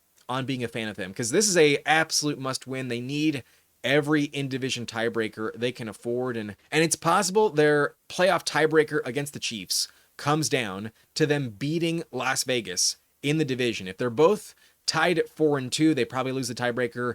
If the Chiefs are 4-2 and the Chargers are 5-1, I think that'll be the only world where they beat the Chiefs in the playoff seeding. So this game is massive. In my opinion, it is a absolute must win. At least the Chargers are coming off a bye, though. After shitting the bed to the Jaguars, they're also likely going to get their star rookie running back from IR. He is already practicing, and the offensive coordinator is talking like they're assuming he'll be healthy. They are also saying that it's going to be a 1-2 punch, though, with Kamani Vidal, but I don't believe it. If Hampton is available in 100%, he will get the volume at an elite rate. He's the only one I would trust in this backfield. So Hampton, a must start. The Raiders matchup is neutral this year, but if you look a little closer, they would rank top 12. In the last month, their defense is starting to give up, and it's not a surprise. Their record is terrible, and what are they playing for other than a good draft pick? So after firing Chip Kelly, given Pete Carroll fucking hates Jim Harbaugh, maybe they show up,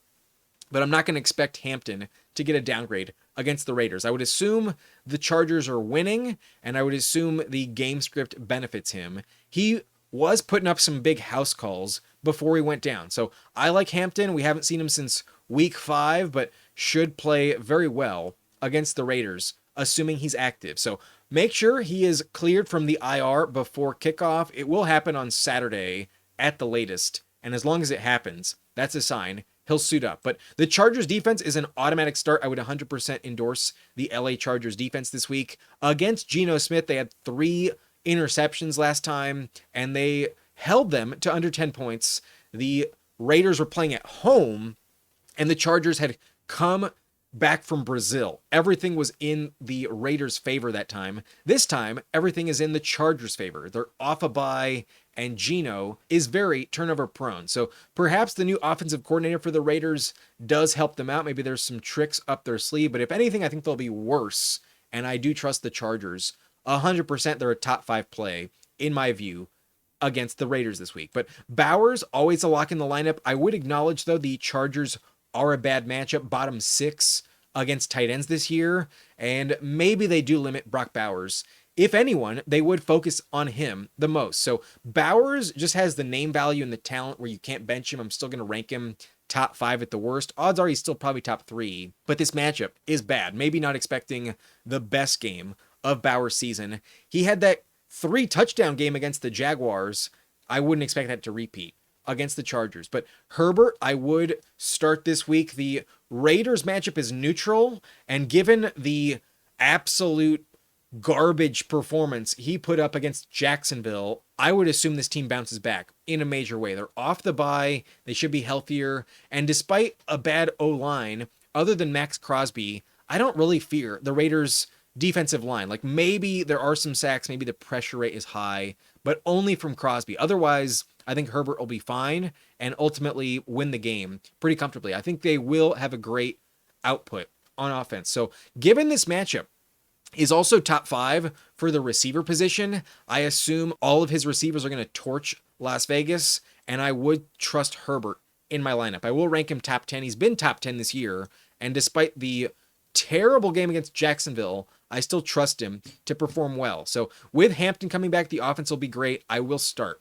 Justin Herbert this week. But Ladd McConkey is top receiving target. I will start McConkey as the only safe receiver to know exactly what you're going to get. He will see the most volume of the pass catchers in LA. So start McConkey. They will have value. It's a top 5 matchup, like I mentioned, and I want to be starting at least one LA Chargers receiver. It is Ladd McConkey. But Ashton Genty, not 100%, did have an ankle or foot injury last week, but was limited in practice and did say he felt good. I assume he will play. So the matchup against the Chargers has been very up and down this year. At times it's elite, at times it's very difficult. In the last month, though, it would rank bottom 10, ranking at number 22, not number 18. So it's trending in the wrong direction, not an upgrade. And off the bye, I would assume Genty does get limited, even extra. The Bolts defense should be the healthiest it's been since like week 1. The Chargers defense, I assume, will play well. So I'm reluctant to fully upgrade Genty. I think he might have a bad game, but I don't think I would bench him either. The volume, especially in the passing game, will cover you, and in garbage time, that'll definitely prove to be valuable. So just like Bowers, the volume is too good to bench. They are the only Raiders, though, I would trust. But in the flex territory, I think Gadsden gets a downgrade. If you look at this matchup versus tight ends, the Raiders are a bottom three matchup. So no thank you with the upgrade on Gadsden, but given his production this year, he's probably still a high-end flex play. There's a lot of good tight ends this week, though, so I'm not going to rank him top 10. I don't think he finds the end zone, and we have seen some other good tight ends not play very well against the Raiders. Like just 2 weeks ago, if you look at Jake Ferguson, without a touchdown, he only had 16 yards on 4 catches. There's a chance that Gadsden does let you down. Without a touchdown, I would probably expect less than 5 points. So not going to be a good game for Gadsden, but based on tight end, the bar is low and maybe you'll still start him. But I think Quentin Johnston has much higher upside this week. I would rather go Quentin Johnston than Oronde Gadsden. I think he will be better, but at receiver, less value in respect to his peers. So that's why he's a tier below at flex, a bit lower in terms of trustworthiness. And same with Keenan. The volume hasn't quite been insane for Keenan up until the bye. They were starting to fade him with like only 5 targets per game up until that point against Jacksonville. So good luck with Keenan and Quentin Johnston. I expect them to be okay, but with Oronde Gadsden back in the mix, it's just such a big rotation between these 3 guys. They're all behind Ladd McConkey, and I think Gadsden, because he's a tight end, is the safer play. But the highest upside is definitely Quentin Johnston, and then a decent floor is still Keenan Allen. The matchup is top 5, so I do think they're okay to start, but only as lower end flex plays, not safe in the top 25. So go Quentin Johnston over Keenan. If I had to guess, they would like to save the veteran a little bit for the playoff picture, those must-win games that set up their playoff spot, and then inevitably in January, that's what they're hoping for. So good luck with Keenan. Good luck with QJ. You might get a bagel from both, but odds are one of them has a touchdown and goes over 12. I think it would be Quentin if I had to pick one this week, but I'm not going to start anyone else. Definitely benching Trey Tucker. He's starting to get overtaken by Tyler Lockett. So Lockett's actually my long shot. I'm not going to start Lockett, but if I'm going to trust any Las Vegas wide receiver, it is Tyler Lockett. He's getting the most volume, has the best chemistry with Geno Smith, and this offense is trash. So it's Bowers, it's Genty, it's Lockett. Nobody else has value. Trey Tucker could score a touchdown, but I would bench him for Lockett if I was desperate enough. I think you can do better, though.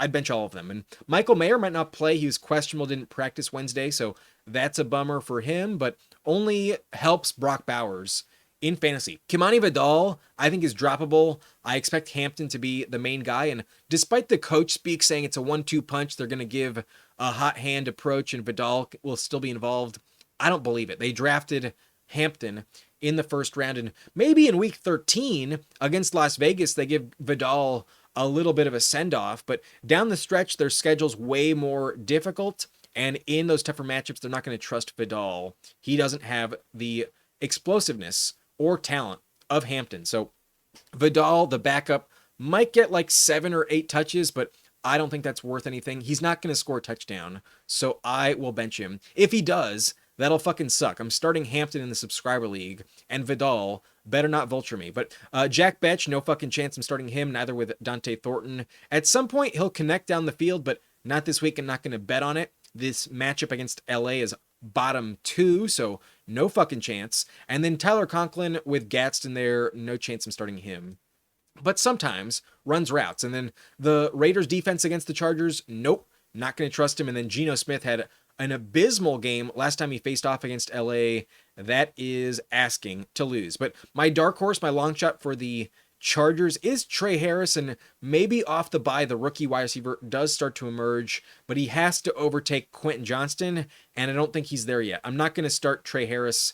Don't think he has any value down the stretch this year. Until Keenan retires, I don't think Trey Harris will move the needle at all. So got to bench him, a long shot, nothing more than that.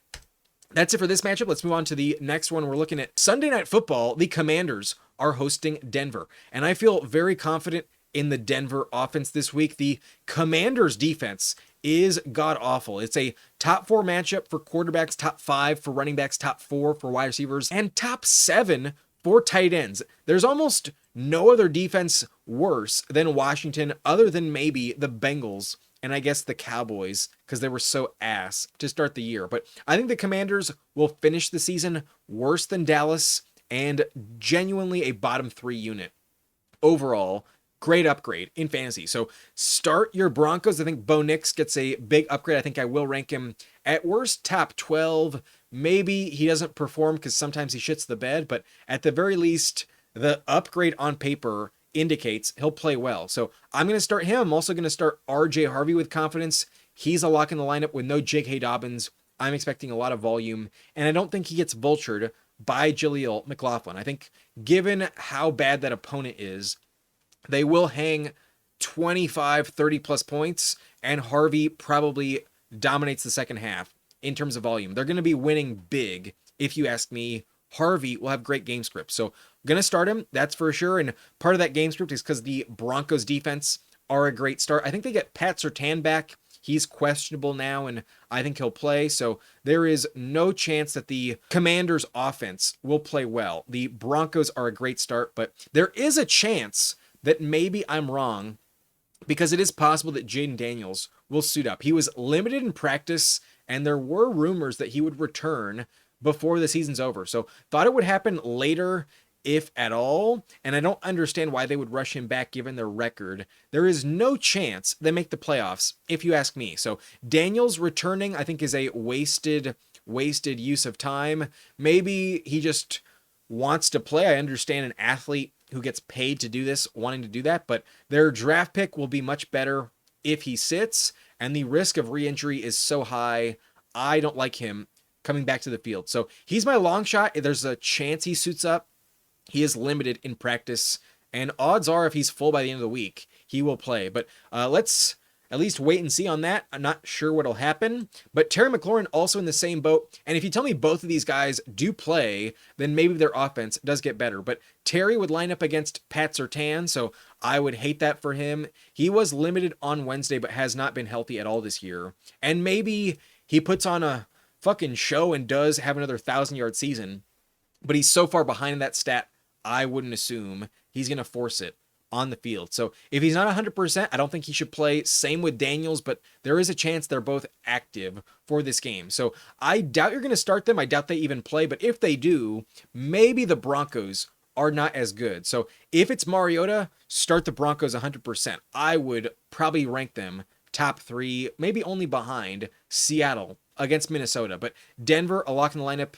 As always, they're always a must start in your lineup. But I like this matchup a lot for receivers against Washington. That secondary is ass. So I'm starting both Troy Franklin and Courtland Sutton, but I don't think Sutton is the safer play. Sutton has actually been less effective than Troy Franklin in the last month or so. So coming off of the bye, maybe they fix those issues, but maybe the chemistry that Bo Nix has with Troy Franklin dating back to their days at Oregon do prove to be more valuable, and maybe the second-year sophomore continues his breakout campaign and does play better than the 30-year-old Courtland Sutton. So Franklin, I think, is a good start this week. I'm going to be ranking Franklin and Sutton back-to-back in the ranks. I think they're both top 30 against Washington, and I will prefer Troy Franklin over Courtland Sutton. He's just been more effective, higher touchdowns, and Sutton's just not quite been the player we expected. Not as good as last year. It's been a while since Sutton has been a great play in fantasy. So need a touchdown. I think it'll hit.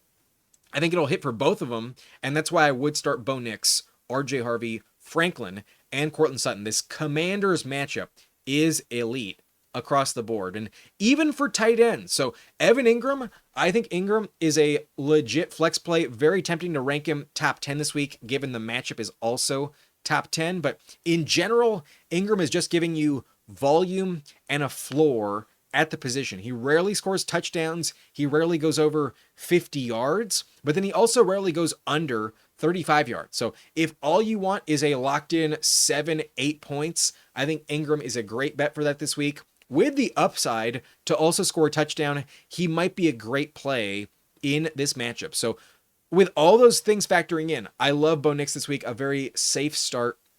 Ingram should play well, but against Pat Surtain, if you tell me Terry McLaurin doesn't play, that's going to be the matchup for Deebo Samuel, and that's why I would feel kind of gross endorsing Deebo, because he hasn't been 100% healthy off the bye. He should be okay, but it's all about who the quarterback is, and the matchup against Surtain is a massive, massive downgrade. So I would be reluctant to rank him top 30. I think he's a very low-end flex option this week, and odds are I'd rather bench him. I'd feel a little gross starting Deebo. I think you can probably find someone better, even off the wire. I might rather go John Mechie this week than Deebo Samuel if he's going to line up on Pat Surtain. So that I think is gross. Good luck with him. But if Terry does play, maybe that does help Deebo. It's all contingent on Jaden Daniels. If you tell me it's Mariota, I wouldn't start Deebo. But with Daniels, that's a different story, and it does become more interesting. But I'm assuming that Mariota's the guy, so let's bench him. No fucking chance against Denver. It is a bottom 2 matchup. The Broncos defense is the exact opposite of Washington. Terrible matchup for quarterbacks and wide receivers, literally the worst, but without Surtain, it has been getting better. In the last month, it's up to number 18, but with Surtain coming back, they will be back to the worst in the NFL, and they still rank worst on the year. They were so bad before Surtain got hurt, they still rank as the toughest matchup. So no thanks with the receivers of the Commanders this week. And then even the running backs get a downgrade. The Broncos rank bottom 10 in the last month. They're down to 29 from 25 on the year. So even tougher. In the last month, it's bottom 5 in terms of matchups. So no fucking chance. I'm starting JCM. I'm not starting Rodriguez, who vultures him for touchdowns all the time. No chance I'm starting a Commanders running back. I'm also not going to start Zach Ertz. He's the only one with a good matchup. The Broncos against tight ends are league average. But with Mariota, it hasn't been the same for Ertz. So I would bench Ertz entirely. No thanks whatsoever. Only if Daniels plays would I consider it. And at that point, it also still feels kind of cute. So no thanks with Ertz. No thanks with the Commanders defense. They're fucking ass. And then McLaughlin had a touchdown last time we saw him, but not going to bet on it. I would avoid him, but maybe an interesting bench stash. Could have a decent role if they continue a Dobbins-Harvey touch split like they once had. But I doubt it. I don't think he cracks 8+ touches, and that is not enough, in my opinion. So 2 touchdown dependent. I'll fade him. Pat Bryant would be my long shot for the Broncos, but because I'm endorsing Franklin, Sutton, and Ingram, let's avoid everyone else and endorse Terry and Daniels as my long shot. But Mims, I think, has been overtaken by Pat Bryant. I think Mims is not the guy you want in Denver. Could score a deep shot, but otherwise pretty irrelevant. So that is it for this matchup. The Sunday night game against the Commanders in Denver, going to be a massive blowout win for Denver. Their offense should be great, and as long as Mariota's the guy, their defense will stop them entirely. So good luck if you're trusting a Commander this week. I would not. But the last game of the week is the Giants at the Patriots, and I could see a bit of a shootout in this matchup, especially given the quarterback play should be pretty good. If you look at this Giants defense, it's a top 3 matchup for Drake May. So I would start Drake May with some confidence. I know the last couple games have been a little lackluster because of the rushing touchdowns vultured by the running backs, but still May has been a very good, consistent quarterback this season. And in primetime on Monday night, I think that Patriots offense will look pretty good. The Giants defense is so bad, and although May isn't scrambling in as much this year, I could see it factor in a little bit because the Giants are just so bad at defending the run. So similar to that, part of what makes it such a good matchup for quarterbacks is the rushing yards the Giants allow, and I think that would pad the numbers to be such a safe start on Drake May this week.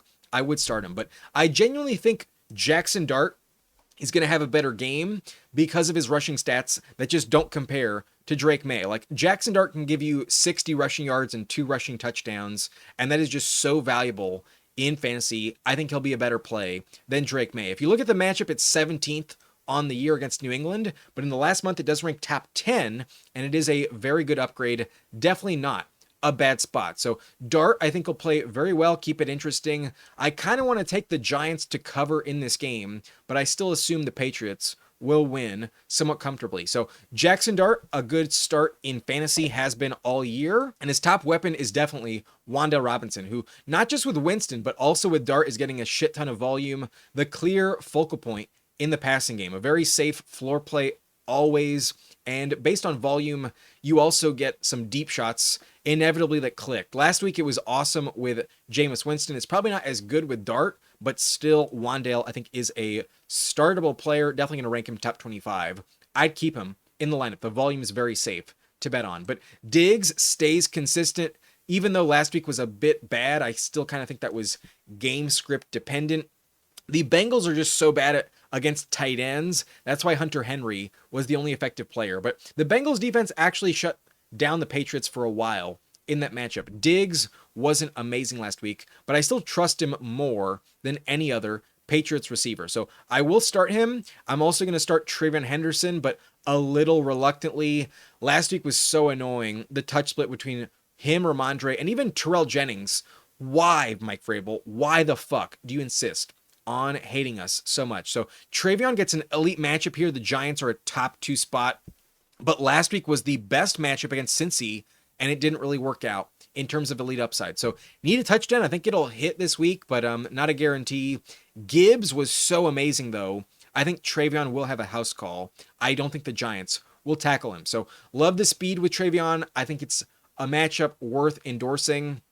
A bit sad about Ramondre, but not enough to fully fade. I would start TreVeyon Henderson, but I'm also going to start Theo Johnson at worst as a low-end flex play, but probably higher-end streaming tight end. I like this matchup quite a bit against New England. If you look on the season, it's number 12. It does fall down to number 19 in the last month, but Theo Johnson is a very consistent red zone threat in this offense. Last week, it almost clicked. If not for a great play by the Lions defender, he would have had a touchdown and had a great game. He was a top 10 play, like I told you, at tight end against Detroit last week. So Theo Johnson has been a name I've mentioned since the summer. I've liked him a lot even last year, and he has paid off quite well. He's been the main benefactor other than Wan'Dale since Malik Neighbors has gone down. Very consistent fantasy production, and with Dart, we know they like him in the red zone. So a good flex play tight end, not a bad matchup. But for Hunter Henry, I expect a fall back down to earth. Against the Giants, the matchup's nowhere near as good as it was against Cincinnati. So last week, a great plug and play. We were right to rank him top 10. I had him at number 7 on the week, and he finished number 1 overall. But against the Giants, will fall back down. I'd rather go Theo Johnson than Hunter Henry in this matchup. So fine flex play, but low-end streamer, rather go Theo Johnson, in my opinion. But Kayshon Boutte, I still believe in. Last week was bad, but the entire Patriots offense was kind of weird. And I expect at some point a bit of a bounce back. This Giants matchup is top 6, and we know that Drake May chucks it deep. I expect at least one deep target to go to Boutte. Will it click? I hope so, but even if it doesn't, I think it's worth a flyer in your lineup. The upside is tremendous, and I think he will come back to this offense as the number 2 target behind Stephon Diggs. So I still like Boutte. I still would roster him, but I understand benching him. He's pretty unsafe and probably will be closer to number 50 in my ranks than number 40, but still a bit interesting. Not going to pretend he's not worth stashing, but the Patriots defense I think is kind of interesting. The weather's a minor factor. There's a 10% chance of rain. Not enough to like really care about, but it's mainly just the fact they're playing at home and that their run defense is elite. If the run defense cannot just stop Devin Singletary and Tyrone Tracy, but also Jackson Dart, then they'll be a great stash and start. But I think their schedule is starting to get gross to the point where now you could drop them if you wanted. They're kind of a liability this week. I don't think they're going to be top 12. They might not even be top 15, but they're going to be an interesting flex. I don't think they're terrible, given they have been productive this year. I could see Christian Gonzalez lock up Wan'Dale. Their run defense really limit the run game. And if Jackson Dart doesn't click with Theo Johnson, then they might be terrible. The Giants could suck. So some upside, but low floor. Hopefully you have something better, but the Patriots might have one last week of viability before they go on bye and then play Buffalo and Baltimore. I don't think I want to be starting them in the playoffs against the Bills and Ravens. But this week, probably going to bench him more likely than not. But I think Isaiah Hodgins is a bit interesting. The Patriots secondary is giving up top 8 numbers to the position. On the year, it ranks number 14, but in the last month, it is a top 10 matchup for wide receivers. So we have seen Hodgins play really well the last 2 games, back-to-back weeks with a touchdown, and maybe his connection isn't just correlated to Jameis Winston, but I doubt it's going to work out with Jackson Dart. They pulled him up off the practice squad, and he definitely has more chemistry with the third-string quarterback, Jameis Winston, not the starter, Jackson Dart. So not going to start him, but might emerge because Slayton isn't 100%. And then Ramondre Stevenson also gets an elite matchup here. The Giants are top 2 against running backs. So Ramondre might get a vulture touchdown. If he does play well, I'm going to hate him. But I do think Travion is the only one you want. But Devin Singletary and Tracy get the worst matchup for running backs all year against New England. So got to bench both of them. They've been getting good volume. But in this matchup, I don't expect a touchdown. And I don't think it covers you at all. So expect about 6-7 points from them. I don't think they'll be good starts unless some PPR production does save your ass. I would bench him outright. But the Giants defense against the Patriots, fuck that shit. No effing chance. And then Bellinger behind Theo Johnson, hell no. Darius Slayton has returned to the lineup, but I think Hodgins may be healthier, so that's why last week Slayton wasn't very good. But it also depended on Winston being the quarterback. Slayton is much better with Dart, as opposed to Hodgins, much better with Winston. So Slayton, hard to trust. I would probably just bench him. I doubt I'll trust him. And then Mac Hollins and Pop Douglas might catch a deep shot touchdown, but without the house call, you'll get nothing. Now that Booty's back, I will bench Mac Hollins and Demario Douglas. So that is it for this video. Those are all my start sits for this game. And that's it for this video. If you enjoyed it, hit that like button and subscribe to the channel for more content like this. I've lost all my daylight. The video's over. I'm going to say goodbye. I'll see you next time after Thanksgiving. I may take the day off, but I'm going to try to go live in the morning before the Lions game. Hopefully I wake up early enough to live stream and answer your questions. Maybe do some underdog drafts as well. But I'll see you tomorrow or Friday. Have a great Thanksgiving, everyone. I'm Adam Riancho, and I'll see you next time. Thanks for watching. Nice and blunt.